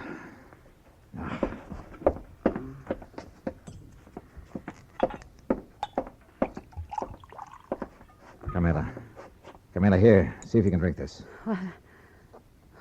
Oh, Johnny. That's right. Come on now, drink this. That's good. A little more now. Come on. Oh, no. No. I'm all right now. Help me to the sofa. Yeah, sure. Here now. There you are. How's that? Oh, thank you, Johnny, darling. Are you badly hurt? What happened? He struck me. Who? He knocked on the back door. I thought it was Billy to deliver something. So I opened the door, and he struck me before I could... Oh, Johnny, it was terrible. Well, who was he? Do you know? No, darling. I'm still so afraid. Hold me, please, in your arms. Carmela, do you know who it was? No.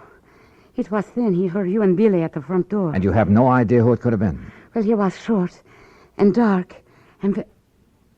Johnny. Yeah? The man who has been calling me. First from Mexico, and then from here in New York. Threatening me. Well, who? I do not know, darling. Threatening about what? You have done it once too many, he would say. Now you will be sorry. And he would hang up. Done what once too many, or too often, or whatever he meant? I do not know, Johnny. Well, I know darn well the insurance company would never carry things this far. The insurance? Oh, Johnny, you can't do it for me, can't you, darling? Do what? I only ask them to make a little change. But all they do is delay. Oh, now look, we have more important things to think about now. More important than the insurance? Oh, you do not understand. Please, my sweetheart. How can I work unless Armando is... First, we find out who attacked you and why. Oh, Billy, darling. The doctor says he'll be here in 15 to 20 minutes. No, not the doctor. I love you, Billy, but you're a nice boy, but not the doctor. Why not? Because I am all right now. You're sure about that?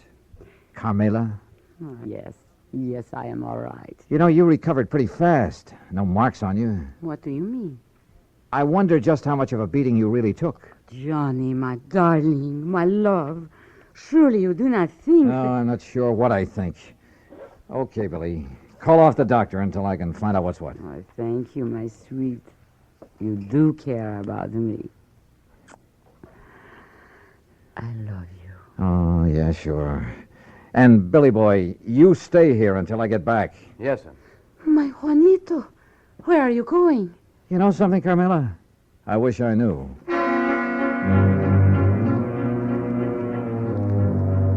I know where I was going, all right, to 18th Precinct Police Headquarters and my old friend Randy Singer. If anybody could get me a rundown on Carmela and any of her contacts, he could. If Carmela's attacker left any fingerprints, his boys would find them. Cutting through the alley beside the apartment building, headquarters would only be a couple of blocks away. But that alley was a mistake. I didn't see the man step out of the doorway behind me. But I did feel that old familiar poke in the small of my back. No. Keep walking, senor. To the next doorway. All right, now look. If you'll take that gun out of my back. Walk. What is this, a holdup? Now, in here. Well? I am Federico, Senor Dollar. Bully for you. So what? I could hear you from the back stairway of her apartment. So you would help her, eh? Carmela? Maybe? No. You will not, because I will kill you first.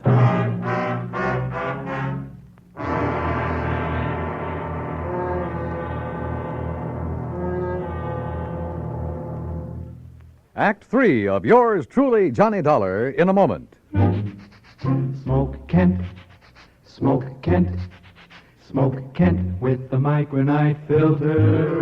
Remember this, Kent filters best of all the leading filter cigarettes. So get the mild Kent cigarette. Smoke Kent with the micronite filter.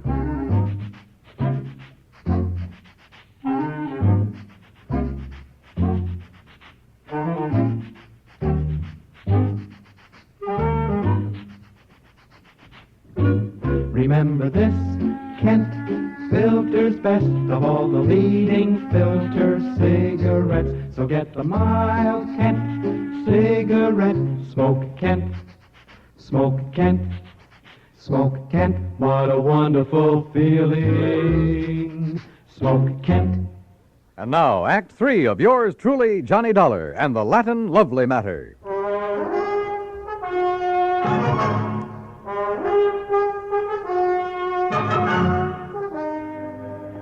You hear me? I will kill you. You mind telling me why? I will kill you before I let you help that woman ruin my son. Your son? You are from the company for the insurance, are you not? Yeah, that's right. To make her the change in the policy, to change what you call the benefit, The beneficiary, yes. That's what she's asked for. But I will not let you. Well, I haven't said I... Oh, look, put away that gun, will you? No. Okay, Chief. What? But be careful, this man is armed. What are you calling? The policy? Just diverting your attention. No, give me that gun. No, I... All right, now we're on even terms. Just who are you and what's this all about? I'm Federico Gomez, the father of Armando. And who's Armando? Armando, my son. He would be the next fly in the web of the spider. The what? That woman, Carmela Jocares. It is my boy, my fine son, that she would make her victim like all the others. Like all what others? Look, Mr. Gomez. He is a dancer, my son. A fine dancer, the toast of all Mexico. And she would do with him what she did with the rest. Charm them, make love to them, bring them here to this city to dance with her.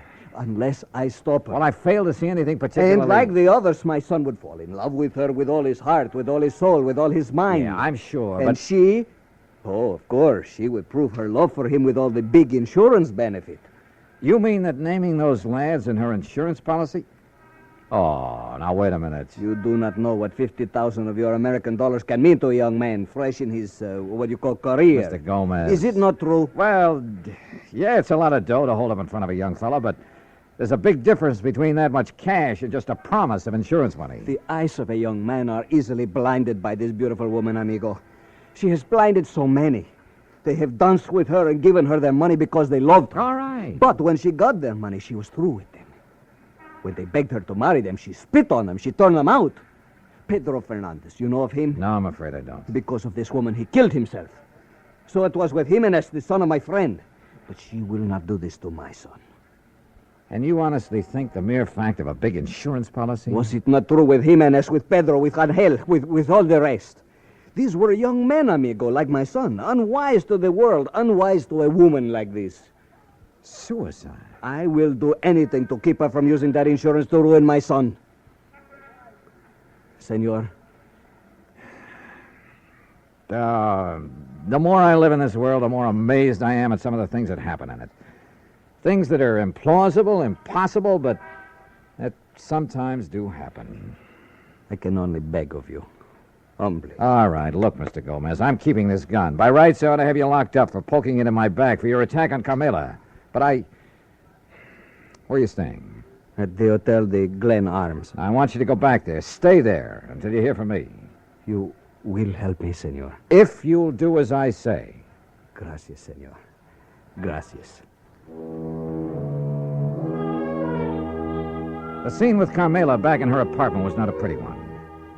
She not only admitted to having used the insurance, among other things, to further her shaky career at the expense of those young and better dancers, but was quite proud of the broken hearts and broken minds she may have left behind. Until I tore into her, and believe me, I did. Murder? Oh, no, Juanito. Now, you look. No.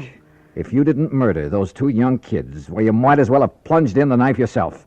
I don't know what laws, what legal action may be dragged in to make you pay for what you've done, but there are moral laws, too, laws of decency. But I I'll tell you this, know. Carmela, that from now on, the police of this town and of anywhere else you may go, believe me, they'll be gunning for you. And if anything like this ever happens again... No, Johnny. Johnny, please. You must believe me. I did not think.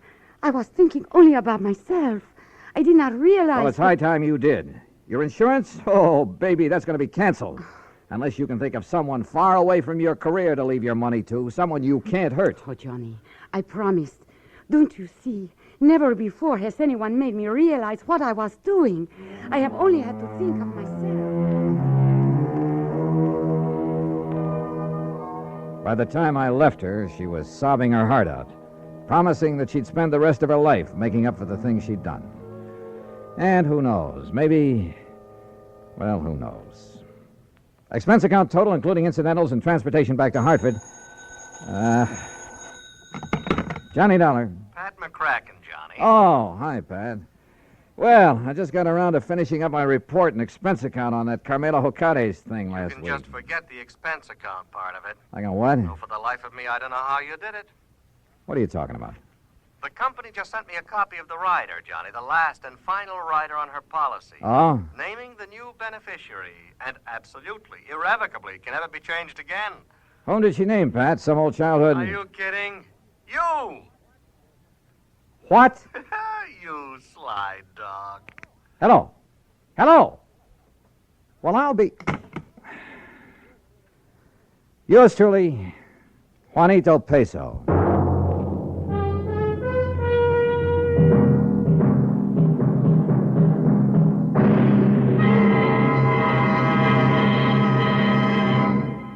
Our star will return in just a moment. Meet movie star Dorothy Lamour. Actresses can't perform with a rotten cold, so I take 4-Way, the fastest way to stop terrible cold distress and feel better quick. Right. Of all leading cold tablets tested, 4-Way's the fastest acting brand. In minutes, Amazing 4-Way starts to relieve aches, pains, headache, reduce fever, calm upset stomach, overcome irregularity. When you catch cold, remember my advice.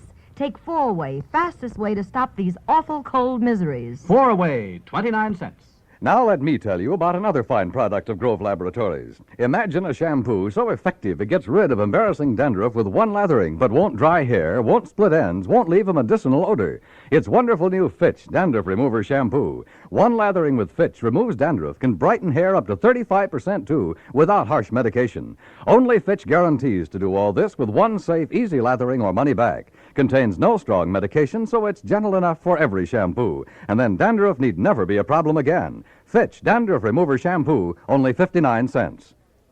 Now, here is our star to tell you about next week's story. Next week, some priceless jewelry, a beautiful girl, and believe me, they add up to trouble. Join us, won't you? Yours truly, Johnny Dollar. Yours truly, Johnny Dollar, starring Bob Bailey, originates in Hollywood and is produced and directed by Jack Johnstone, who also wrote today's story. Heard in our cast were Lucille Meredith, Larry Dobkin, Jimmy McCallion, and Harry Bartell. Be sure to join us next week, same time and station, for another exciting story of yours truly, Johnny Dollar. This is Dan Cubberly speaking.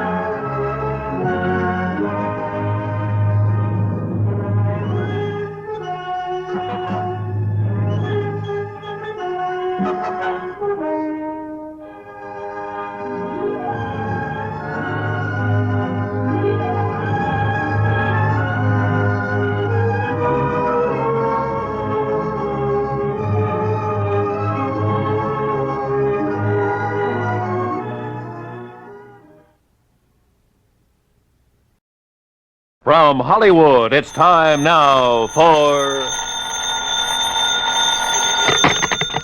Johnny Dollar. Pat McCracken, Johnny, Universal Adjustment Bureau. Oh, hi, Pat. What's on your mind? At the moment, you. Huh? Johnny, you've been working too hard. Oh, this I've been convinced of for years, Pat, but I've never been able to convince anybody else, especially you. Okay, I'm convinced. What you need is a nice vacation, all expenses paid. Whoa. Southern California's very nice this time of I year. just came back from there. Beaches, the swimming, sun, golf, Look, nightlife. Pat, thanks a lot, but no thanks. Well, now, Johnny. The last time you invited me to take one of your vacations, I got hit over the head, almost run down by a truck, and kicked around by a guy 7 feet tall. Yeah, but this one's different, Johnny. It's a real simple job. Oh, they all are, according to you. All I want you to do is pick up something out on the coast and bring it back here. That's all. Yeah, what? $100,000. Oh, I'll be right over.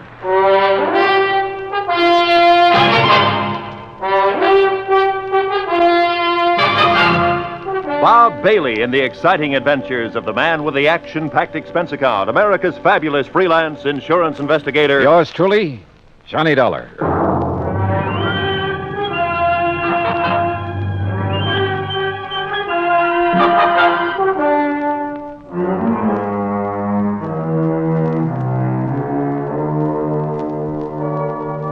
Expense account submitted by Special Investigator Johnny Dollar to the Universal Adjustment Bureau, Hartford, Connecticut. Following is an account of expenses incurred during my investigation of the Johnson payroll matter.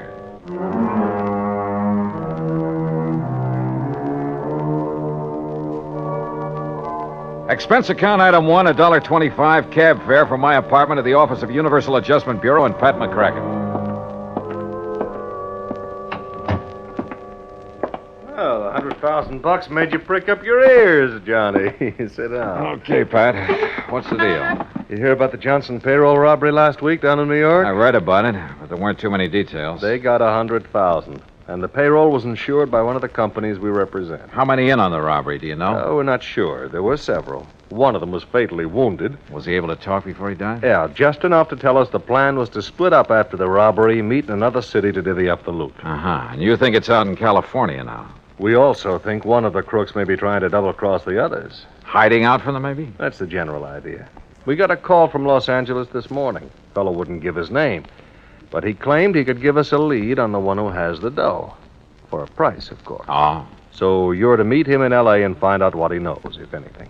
What do you figure his angle is, Pat? Oh, maybe several, Johnny, but I don't care. What I do care about is getting the money back. All right. How do I contact this man in Los Angeles? You don't. He'll contact you. At your hotel, the Nestor. The Nestor. Okay, Pat, I'm on my way. Oh, just one thing, Johnny. Yeah? Maybe it's occurred to you, maybe it hasn't. There will be others looking for that money, too. The other guys involved in the robbery? Yeah.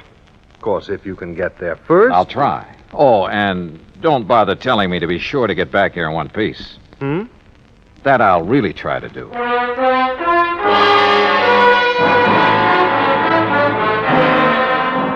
Expense account item 2, $187 even, air transportation and incidentals to Los Angeles.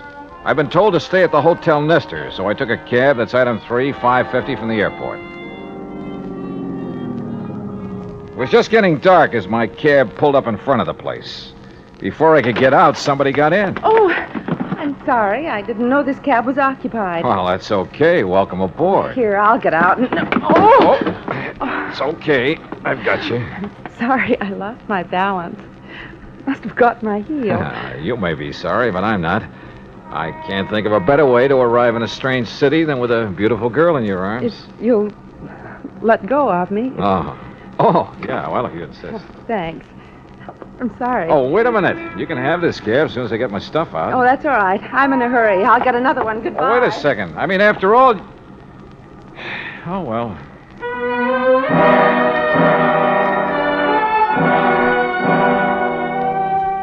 Yeah, that's the story of my life. The best ones always seem to get away. I went into the hotel lobby to register, but found a message waiting for me from the informant who'd phoned to Pat. I was to drive to the little town of Corrado Beach down the coast and meet a man there first thing in the morning. There was a map showing me the way to a small pier where the meeting was to take place. Looked like Los Angeles had suddenly got too hot for him.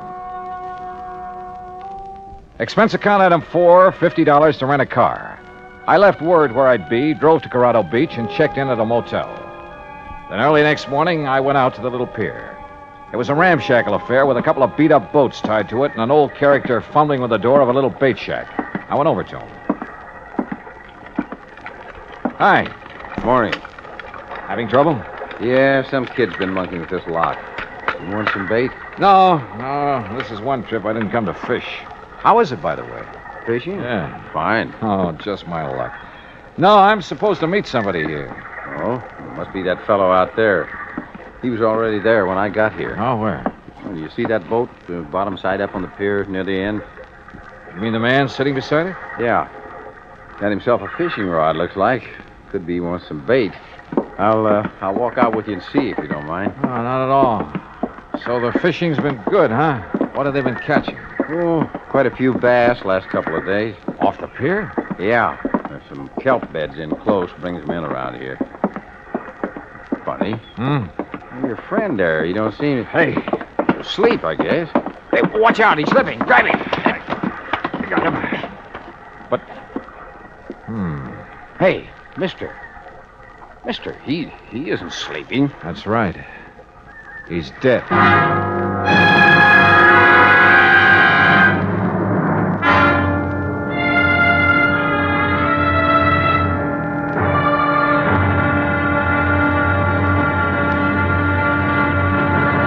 Act two of yours truly, Johnny Dollar, in a moment. Our flag now numbers 50 stars, and behind each star there stands yet another flag representing one of the 50 states. Georgia's state flag displays the state seal on a strip of blue. The seal symbolizes the fact that constitutional government rests equally on the three major branches of government: legislative, executive, and judicial, and that all three must be guarded equally if a sound government is to be maintained. The greater portion of Georgia's flag is crimson. On it is superimposed the blue cross of St. Andrew, bearing 13 white stars for the original 13 colonies.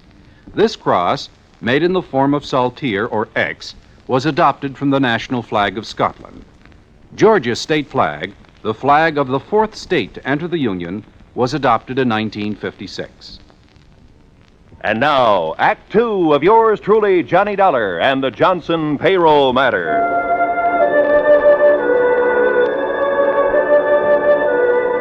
I'd flown 3,000 miles to meet a man, only to find him dead at the end of a rickety little pier at Corrado Beach, a knife between his ribs. I searched him while the old fellow at the bait shack went to call the police, but I didn't find a thing on him to help me. No identification, even. Later, talking to the police, well, they didn't have any line on him either. My only lead on the payroll robbery was dead. I waited around the motel most of the day, hoping the police could turn up something on the dead man, but it was no soap. Item 5, $2 for drinks in the town's only bar while I tried to figure out my next move. And my next move was to the phone booth in the corner to call Pat McCracken back in Hartford. Collect. Oh, tough luck, Johnny. But are you sure the dead man is our informant? There was no identification on him, but he was right where he told me he'd be in the message he left for me in L.A. Probably not much doubt about it, then. Oh, incidentally, I sent some mug shots out to you. Some men who Yeah. might have been involved in the Johnson payroll job. Send them airmail special. Yeah, I got him about an hour ago. We're not sure if any of them are the ones or not, and we don't have any line at all on the leader of the gang. Well, what's your next move, Johnny? Search me. Right now, I'm right in the middle of nowhere. I guess I... Hey, wait a minute. What's the matter? Maybe I'm not out of leads after all. What do you mean? Pat, I'll call you later. What pulled me off that phone in a hurry was a glimpse of somebody over near one end of the bar. I slid out of the booth and went over. Well, hi. What? Imagine meeting you here. I'm afraid I don't know what you're talking about. You're the girl who got into my cab in Los Angeles. I'm afraid you're confusing me with somebody else. I'm sorry. I have to go. No, just a minute. I'm beginning to think it wasn't just coincidence you got into my cab. Maybe we'd better have a little talk. Please, go of my arm. You've made a mistake, and there's nothing to talk about. Is he annoying you, lady? Now, look, bartender, I'm just trying to Yes, find... he is annoying me. Take your hands off her, buddy. Now, look, Joe. I mean it, and my name ain't Joe. I got you outweighed by about 40 pounds, buddy. You don't understand. Just let go of her and we'll talk it over. Okay. Thank you. Now, just what is it I don't understand, buddy? Skip it, buddy.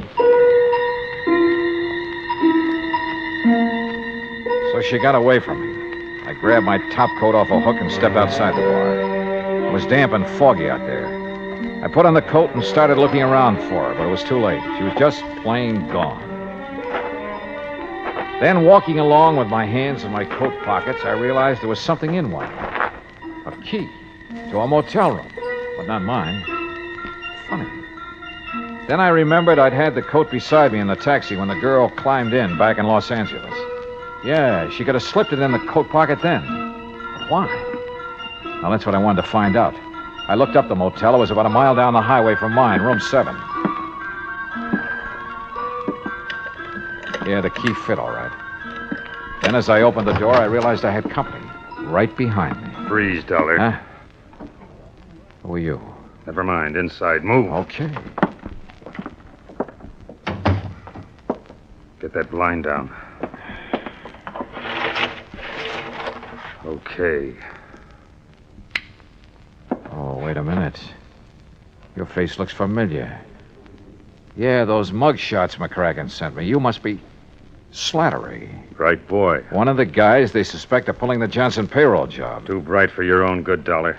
You must be the one who killed the man out on the pier. The man who was going to tell me where the payroll door is. That's a nice stall, Dollar, but it won't work. What do you mean, Slattery? Blake killed him, and you know it. Yeah? Who is Blake? You want to play it coy, huh, Dollar? Okay, we'll do it your way. Blake's got the payroll door, and you're working with him. Just how do you figure that? Blake's girlfriend climbed in your taxi in Los Angeles. I figure she slipped you the key to this room. Hey, look, you got a few things all twisted. Shut up and stand still. This gun has a habit of going off sometimes. No kidding. So where's the dough? Take it or leave it, Slattery, I don't know. Well, it better be in this room. Yeah? And if it isn't? You guess. I don't think I need more than one. If it isn't here, I'm not leaving. That the idea? Oh, you leave, all right. It's just that you won't be walking out of here. Act 3 of yours truly, Johnny Dollar, in a moment. Over 150 years ago, the Swiss poet Henri Amiel wrote, "Heroism is the brilliant triumph of the soul over fear. Heroism is the dazzling and glorious concentration of courage." During the Korean campaign, Corporal Ronald Rosser was attached to the heavy mortar company of the 38th Infantry, 2nd Division, United States Army. Rosser, a veteran of World War II, rejoined the Army and shipped to Korea when he heard that his brother had fallen in the winter assault of the Chinese Communists. One day, Rosser's company moved into enemy territory. At the time, the corporal was a forward observer and carried a radio. Suddenly, in the midst of an enemy attack, Rosser handed his radio to a buddy, slipped the safety off his carbine, and filled his shirt with hand grenades. He charged at the enemy through fierce mortar and artillery fire, shooting from the hip. Straddling a bunker, he riddled its occupants. Still advancing, he accounted for 2 more of the enemy, shooting one through the head and clubbing another to death. Continuing his one-man charge, he jumped into a trench full of enemy soldiers, opened fire, and forced his way relentlessly down the length of the trench, killing right and left with grenades and carbine fire. Out of ammunition, he returned to his company, where he replenished his supply. Then he charged the enemy again and again. Finally, he returned to his own area, and taking the radio back from his friend, he moved out with his company. Corporal Ronald Rosser was awarded the Medal of Honor for his action. Action which had shown the enemy that his personal code of conduct wouldn't let them push around either his kid brother or his country. And now, Act 3 of yours truly, Johnny Dollar, and the Johnson Payroll Matter.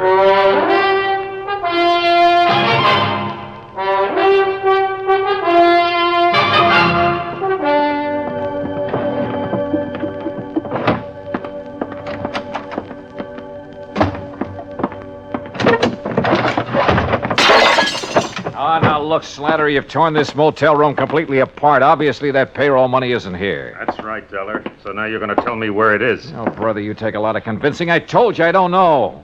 So why don't you put that gun away and listen? You're the one takes the convincing, Dollar, so I start convincing. Oh, that's not going to do you any good. No?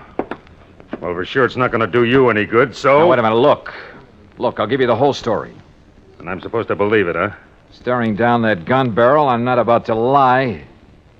Let's have it. All right. A guy called us from Los Angeles, said he could give us a lead on who had the dough from the Johnson payroll job. It was Hollis. He was hoping you'd lead him to it. Hollis? Yeah, the guy you found out in the pier dead. And you said a man named Blake killed him. You know Blake killed him. You know Blake engineered the holdup and then ran out on Hollis and me. Do I? Sure, because you're in with him. I seen his girl get in your cab in Los Angeles. Okay, so she got in my cab, but I didn't know her. I'd never seen her before. She slipped you the key to this motel room, didn't she? Yeah, now I think I know why. She was trying to sidetrack us. Lead us to think the dough was here so it would take the pressure off Blake and her. That part of your story I don't buy, Dollar. I think you know where that dough is, and I want it. Now, look. Talk! if you think I'm going to take any more of this. This gun says that's exactly what you're going to do until you decide to talk. I roll with this next one and let my eyes droop when my knees sag. He reached out to steady me, and I gave him a left hook in the stomach that flattened him. By the time he got to his feet, I was out the door. I dove behind some bushes down the road, and I waited. He pounded right on past me, gun in hand. I waited until he was out of sight, then doubled back to my car. Apparently, Slattery didn't know Blake's girl was around here somewhere. One thing was sure. I had to find her, but fast. There were only 3 motels in town. The one I was staying at, the one where Slattery had been playing patty cake on my jaw, and a third off the highway near the beach. I drove to that one and checked the register. It showed a Myrna Grant in number 8.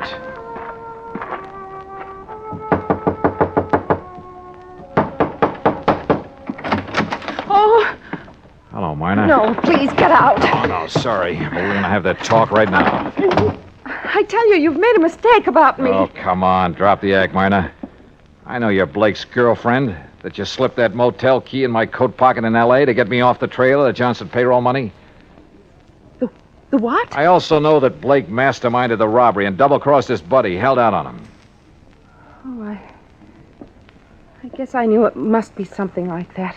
What are you talking about? Mr. Dollar, I haven't known Fred Blake very long. A month, maybe. I didn't know what he did for a living, and I didn't ask him. 2 days ago, he said he was in trouble and needed my help.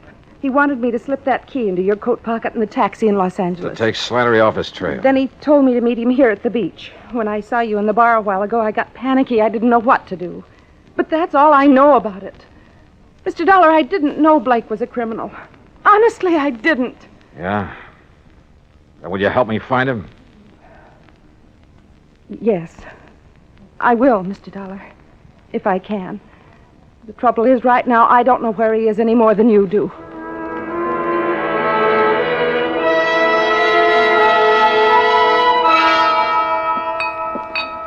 What'll it be, folks? Hey, wait a minute, buddy. Ain't you the one that was molesting this young lady an hour ago? Oh, Tarzan, buddy, my molesting days are over. Oh, it's all right, bartender. I'm sorry I caused you the trouble. No trouble, ma'am. Just glad it turned out all right. Things happen fast here at the beach, I guess. I don't suppose you've ever heard of a guy named Fred Blake, have you? Well, not that I remember. You looking for him? Yeah. What's he look like? Medium height, dark hair and brown eyes, regular features. That description would fit half the guys that come in here. Sure, fisherman, salesman, vacation. Only that kind don't come in here anymore. Salesman? No, fishermen. I thought the fishing was good here. Been no fishing around here for months. Huh? A fellow told me they were getting a lot of bass right off the pier. He was pulling your leg, buddy. There's a chemical plant nearby. A lot of stuff got dumped into the water by accident a few months ago. The fish haven't been back since. Wait a minute. Sure, right under my nose all the time. What do you mean, Johnny? Mine, I'll see you later. I got in my car and headed for the pier. As I turned off the highway, I could see a car a couple of 100 yards back following me with its lights off. But I couldn't stop now. I parked near the pier and headed for the bait shack. The windows were still boarded over, but I could see a crack of light between the boards. I eased over to the shack. Oh, no. I flattened against the wall as the door came open and Blake came out with a gun. I hacked it out of his hand. What? All right, hold it, Blake.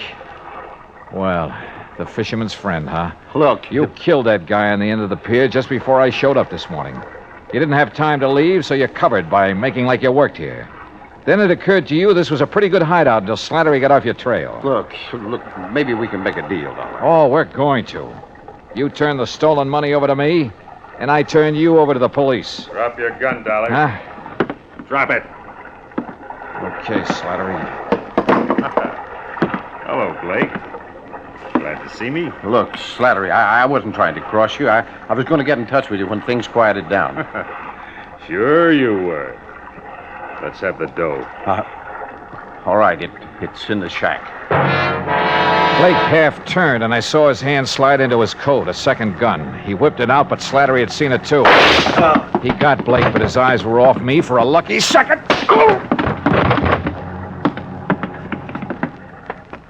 I checked Blake. He was still alive. Yeah, they'd both keep. for a long time.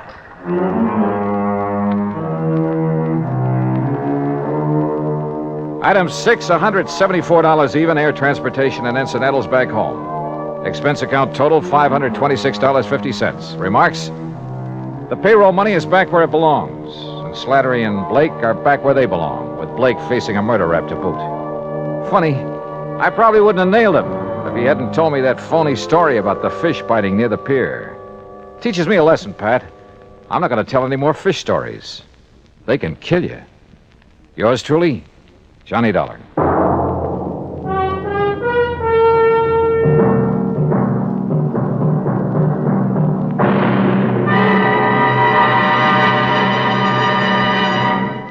Our star will return in just a moment. Our flag now numbers 50 stars, and behind each star there stands yet another flag representing one of the 50 states. Ohio's state flag is the only pennant-shaped flag, or burgee, as it is correctly called. The Buckeye banner is the creation of an engineer who created a blue triangle for the hills and valleys, red and white stripes for the roads and waterways of the state. There are 13 stars for the original 13 colonies, and 4 extra stars to indicate that Ohio was the 17th state admitted to the Union. A white circle with a red center represents the initial letter of Ohio and suggests its nickname, the Buckeye State. Ohio's state flag, the flag of the 17th state to enter the Union, was adopted on May 9th, 1902. Now, here's our star to tell you about next week's story. Next week, a pair of common, ordinary glasses solve a case for us. The gruesome spectacle matter. Join us, won't you? Yours truly, Johnny Dollar.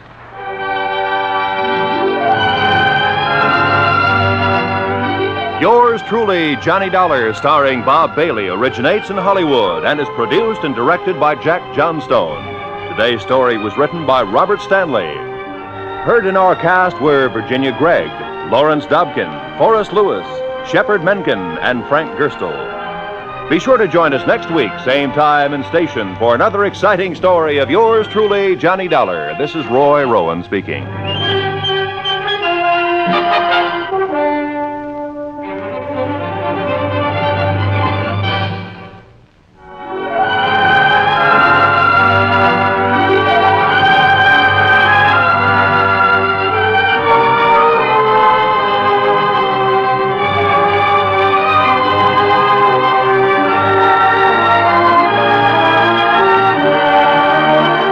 This is the United States Armed Forces Radio and Television Service.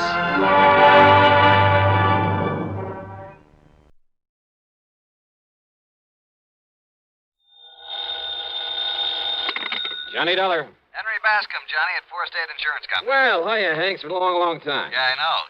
Johnny, are you free to come down here and look into something for us? Henry, as long as somebody pays my expense account, and of course a nice fat fee, I'll go anywhere. Johnny, for once, you're not going to be able to pad that freewheeling expense account of yours. Any bets? Why not? Because the investigation I want you to make is right here in New York City. Oh, well, there's always the fee to fall back on. How much? Usual percentage of the face value of the policy. Okay, only how big is the policy? Johnny, hold your hat. It's about 200... Well, I mean, it's What? just under... $200?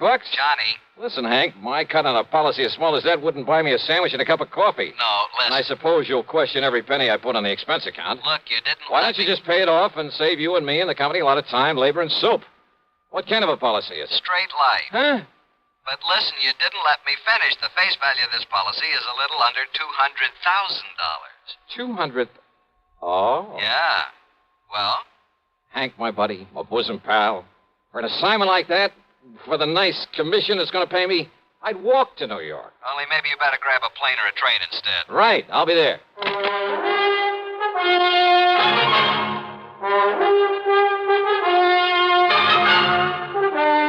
CBS Radio brings you Bob Bailey in the exciting adventures of the man with the action-packed expense account, America's fabulous freelance insurance investigator. Yours truly, Johnny Dollar.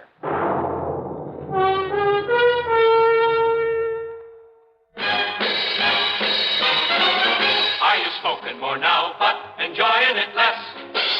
Have a real cigarette, have a Camel. The The best tobacco makes the very best smoke.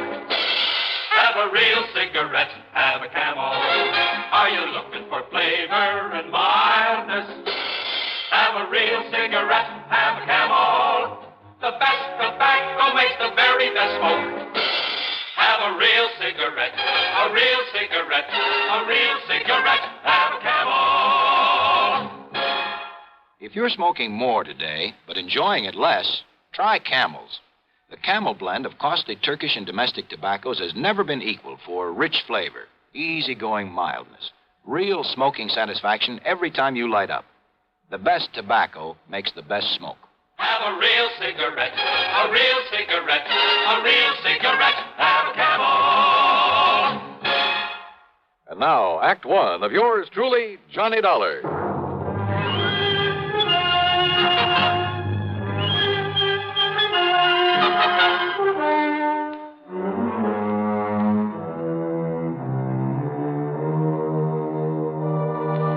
Expense account submitted by Special Investigator Johnny Dollar to the Four-State Insurance Company, New York City office.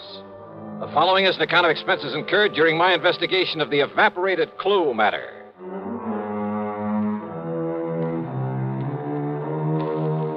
Expense account item 1, $5.25 for a taxi out to Bradley Field. Item 2, $13 even for a plane to New York and a limousine to Grand Central Station. Then I walked over to Henry's office at 500 Fifth Avenue at the corner of 42nd Street. Johnny, you really made time. Sit down. Yeah, thanks. That's because of the tempting offer you made to me over the phone. A policy worth $200,000. $189,000 to be exact. Straight line. Mm-hmm. On whom? Mr. Jonathan R. Kenworthy. Kenworthy? Very, very wealthy. Retired some years ago after selling off the Kenworthy copper mills. Oh, yeah, sure. Been living here in New York for the past 20 years. Big fancy apartment overlooking the East River. 714 East 52nd Street. Expensive neighborhood. Oh, I told you he was loaded. So what happened to him?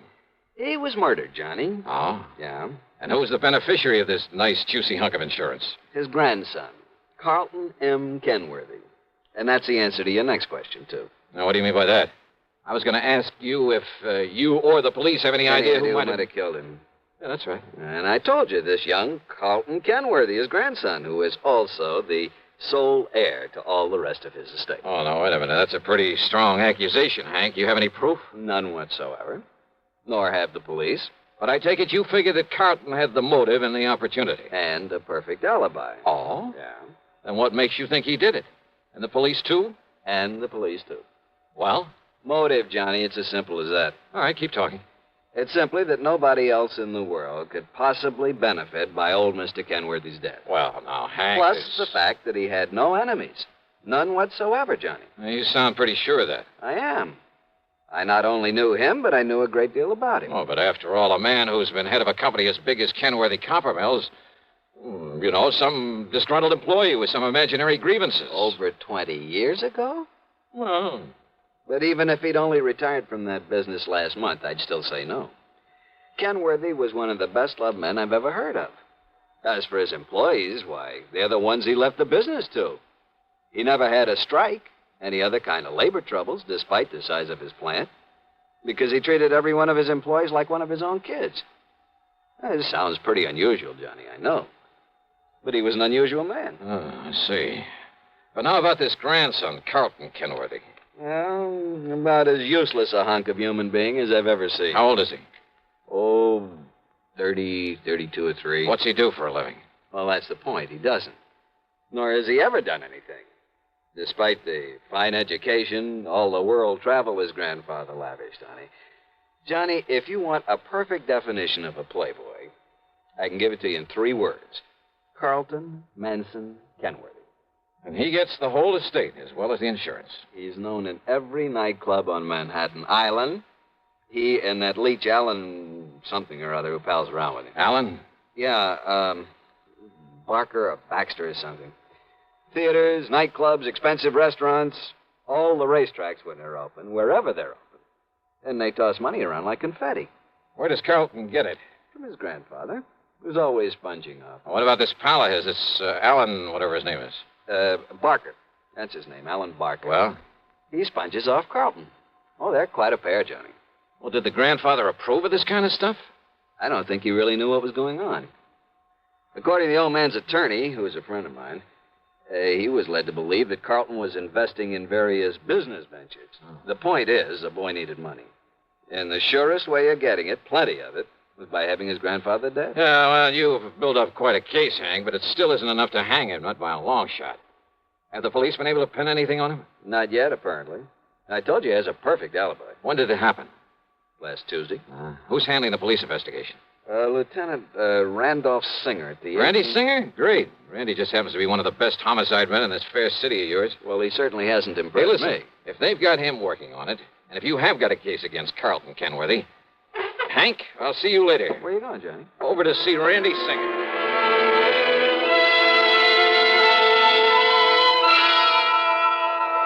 Sure, Johnny, I'm just as sure as your friend Hank at the insurance company. Why, Randy? Well, the way that boy played around. Cost him a fortune.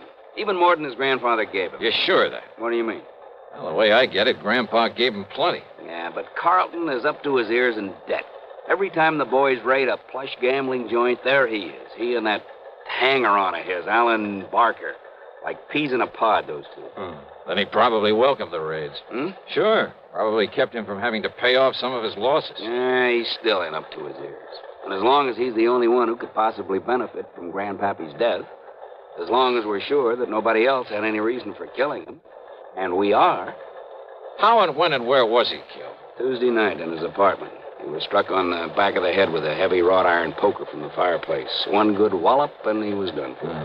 Hank says that Carlton has an alibi. Yeah, airtight. I checked it every way I can. From here, that is. And where's your case against him? But if you can break that alibi... But, Randy, if you've checked it I out... said from here. But if that company of yours will pay your expenses to Alaska... Alaska? That's right. Oh, look, with such flimsy evidence... Will you do it, Johnny? But now listen, Just Randy... to, let's say, to get me off the hook. But I'm still not convinced that... Johnny...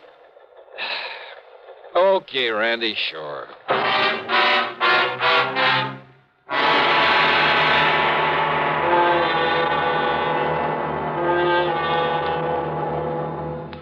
Act two of yours truly, Johnny Dollar, in a moment. Meet star Stuart Irwin. Nothing's worse for an actor than a nasty cold. To feel better quickly, I take wonderful four-way cold tablets. The fast way to relieve cold distress. Right. Tests of all the leading cold tablets proved four-way fastest acting. Four-way starts in minutes to relieve muscular pains, headache, reduce fever, calm upset stomach, also overcomes irregularity. Take my advice. For your next cold, take four-way cold tablets. The fast way to relieve those cold miseries. Four-way, only 29 cents. And now here's a word about another fine product of Grove Laboratories. To get rid of embarrassing dandruff in 3 minutes, change to Fitch Dandruff Remover Shampoo. 3 minutes with Fitch regularly is guaranteed to keep unsightly dandruff away forever. Apply Fitch before wetting hair, rub in 1 minute. Add water, lather 1 minute. Then rinse 1 minute. Every trace of dandruff goes down the drain. 3 minutes with Fitch and embarrassing dandruff's gone. At the same time, Fitch can brighten hair up to 35%. Get Fitch Dandruff Remover Shampoo today. And now, Act Two of yours truly, Johnny Dollar, and the evaporated clue matter.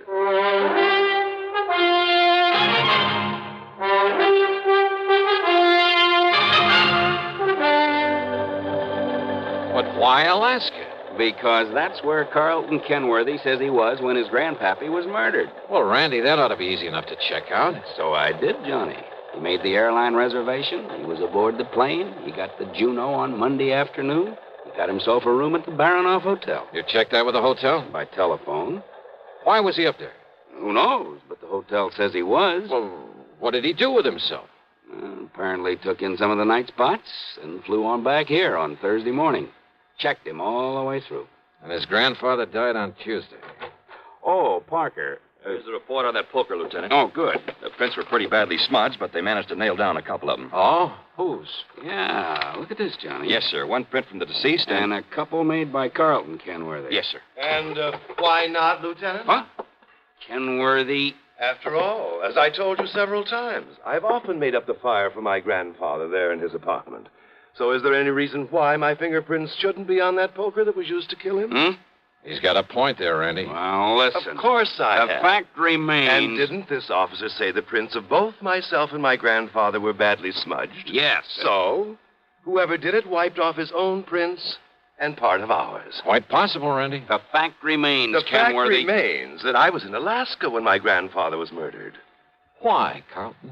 Just a little trip, a little fun, just... Who are you? Johnny Dollar, investigator for the insurance company. Well, Dollar, I certainly hope you can accomplish more than these stupid police have. Of Listen all the to me. stumbling, bumbling... Well, That's all, Parker. Yes, sir. well, Lieutenant, that silly look on your face. Because I think you killed him. Because you're the only one with any reason But I to. didn't, of course. How could I? Hey, tell me this, Carlton. I'll tell you anything I can, Mr. Dollar, if you'll get this incompetent flatfoot off my neck. Kenworthy. And, of course, help to solve the murder of my poor, sweet, kind old grandfather. Okay. Did you make that trip to Alaska alone? Yes, that's right. Okay, thanks. That's all? That's all. For now. Very well. And will you keep me advised, Lieutenant, if by some stroke of luck you should happen to make some progress for a change? Get out, Kenworthy. Gladly. Just be sure you stay around, that you don't leave town. Don't be silly, Lieutenant. Why should I? Johnny, so help me if that guy... If I have to... Okay. Just give me one thing, Randy. An address. Huh? Yeah.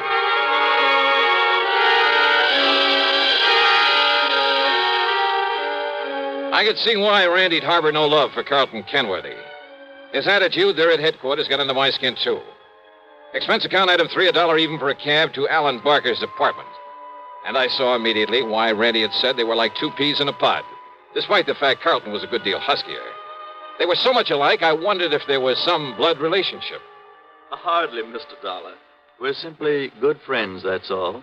Our tastes are alike in liquor and women. We like to do the same things, and... well, that's why we get along so well together, why we're known as the Inseparables. Alan, did you know that Carlton was going to Alaska? I certainly did. I drove him to his plane on Monday, and on Thursday I met his return flight and drove him back to his flat. Missed him like the very devil, incidentally. You keep a car here in the city? In the garage down in the basement. What did you do while he was away? Felt terribly at loose ends, but then I had my car washed and greased and took a long trip. Oh, when? I left Monday evening. Where'd you go? Oh, I drove several hundred miles.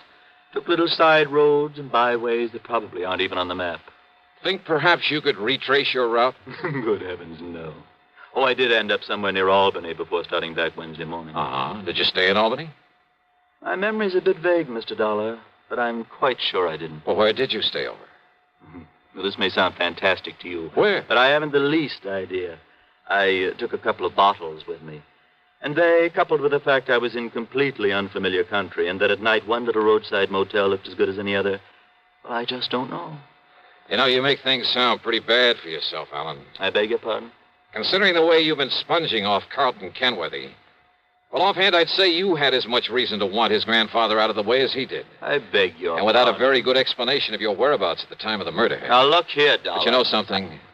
I don't think you have enough guts to have made those lily white hands of yours wield that poker. Horrid thought. And yet, on the other hand... Well, yes, Dollar? As an accessory. Accessory? That's right. I'll see you later, Alan. Now, look here. Just don't leave town.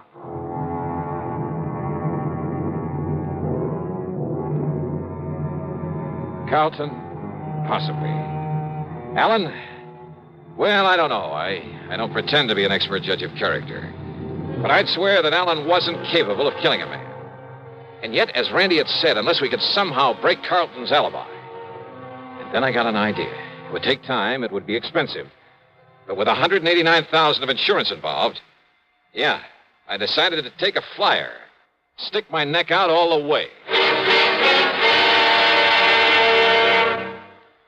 We'll return to yours truly, Johnny Dollar, in exactly 1 minute. Constipation is something people don't talk about much, but it can be a problem for anyone, even doctors.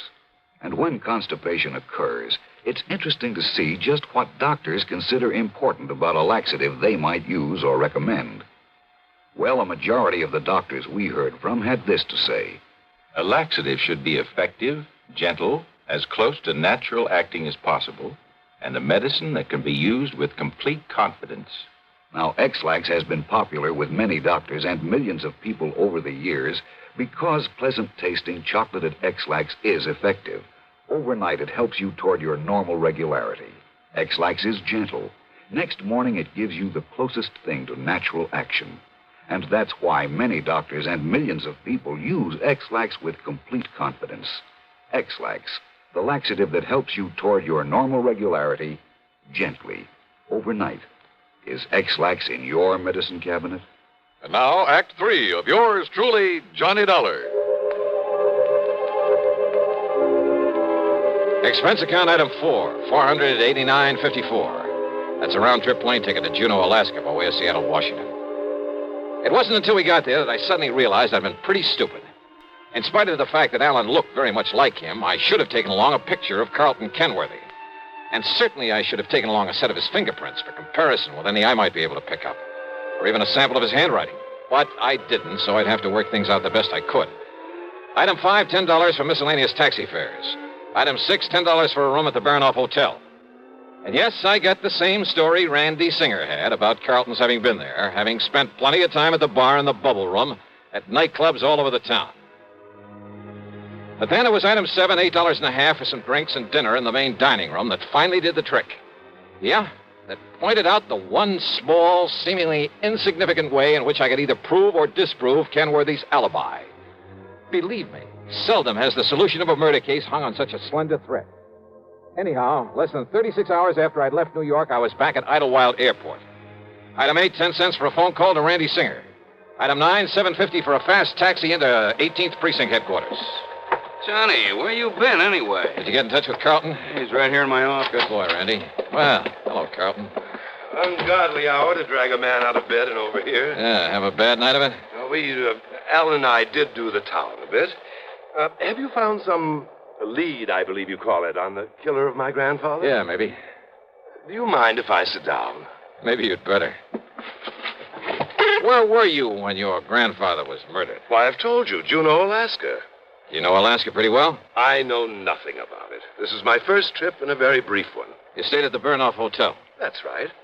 Check with him, and you'll find I was there on Monday, Tuesday, and Wednesday. Did you eat there at the hotel? My dinners, yes. But I fail to see what that could Just answer my questions, will you, please? Why not? Okay, now. Monday night. Cocktails in the bubble room? That's right. But what difference could that possibly... And what did you have for dinner? Now, that's a stupid question. Yeah? But if I can prove you weren't where you say you were when your grandfather was killed... If you can, Dollar, and I know that you can't, but if you could, I would gladly confess to this murder, regale you with gruesome details, tell you anything you like. Wise guy. I asked you what you had for dinner Monday night there at the Baranoff. Oh, I see. You think if I say I had something that wasn't on the menu that Just night... answer my question. Or perhaps you'll check to see if the dinner was put on my bill, so I'd have to sign for it, leave a sample of my handwriting. But I paid cash for everything. I asked about your dinner. Well? Dollar, of all the asinine, idiotic... Shrimp cocktail, a salad, a steak, and some coffee. Get that stuff anywhere. But now, Dollar... Mike? What? The coffee.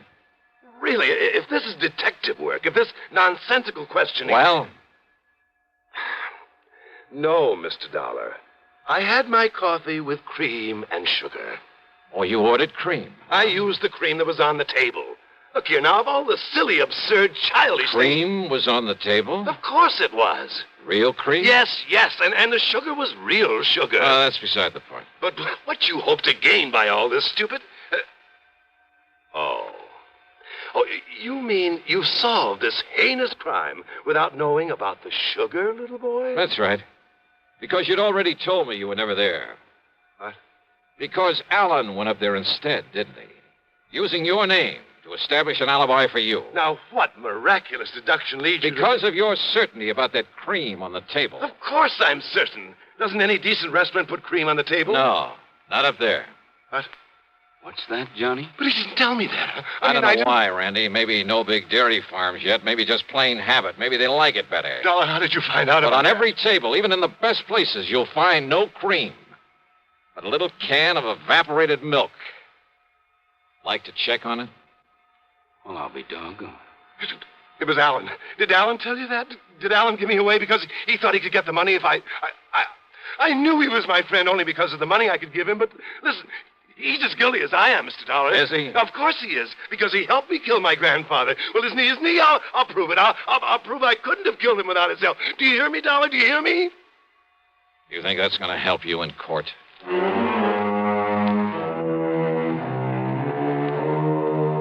Believe me, if I were to put down all I think about the Alan Barkers and Carlton Kenworthys and all the rest of that rotten... why bother? What's the use? Expense account total, including incidentals, the trip back to Hartford, $574 even. Yours truly, Johnny Dollar.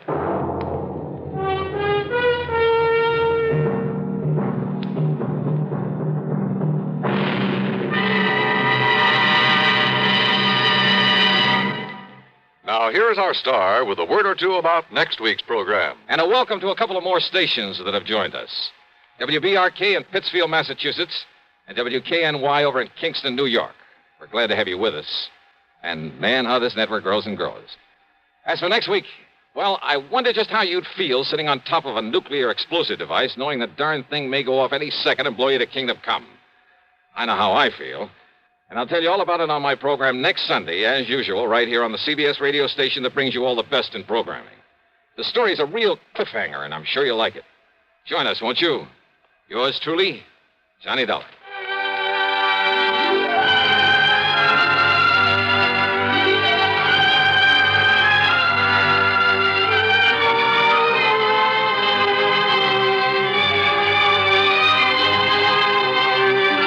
Yours truly, Johnny Dollar, starring Bob Bailey, originates in Hollywood and is written, produced, and directed by Jack Johnstone. Heard in our cast were Harry Bartell, Herb Vigran, Carlton G. Young, Herb Ellis, and Jack Edwards. Be sure to join us next week, same time and station, for another exciting story of yours truly, Johnny Dollar.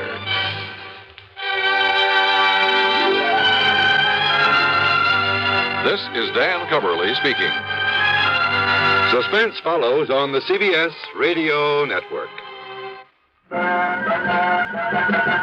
Better buys are your reward. At Orange Motors for a Ford. Get your orange guarantee from the largest dealer in Albany. In the heart of Auto Row, Orange is the place to go. Orange Motors has the parts that's true, plus 44 years of experience too. Orange Motors, if you're wise, for better service, better buy.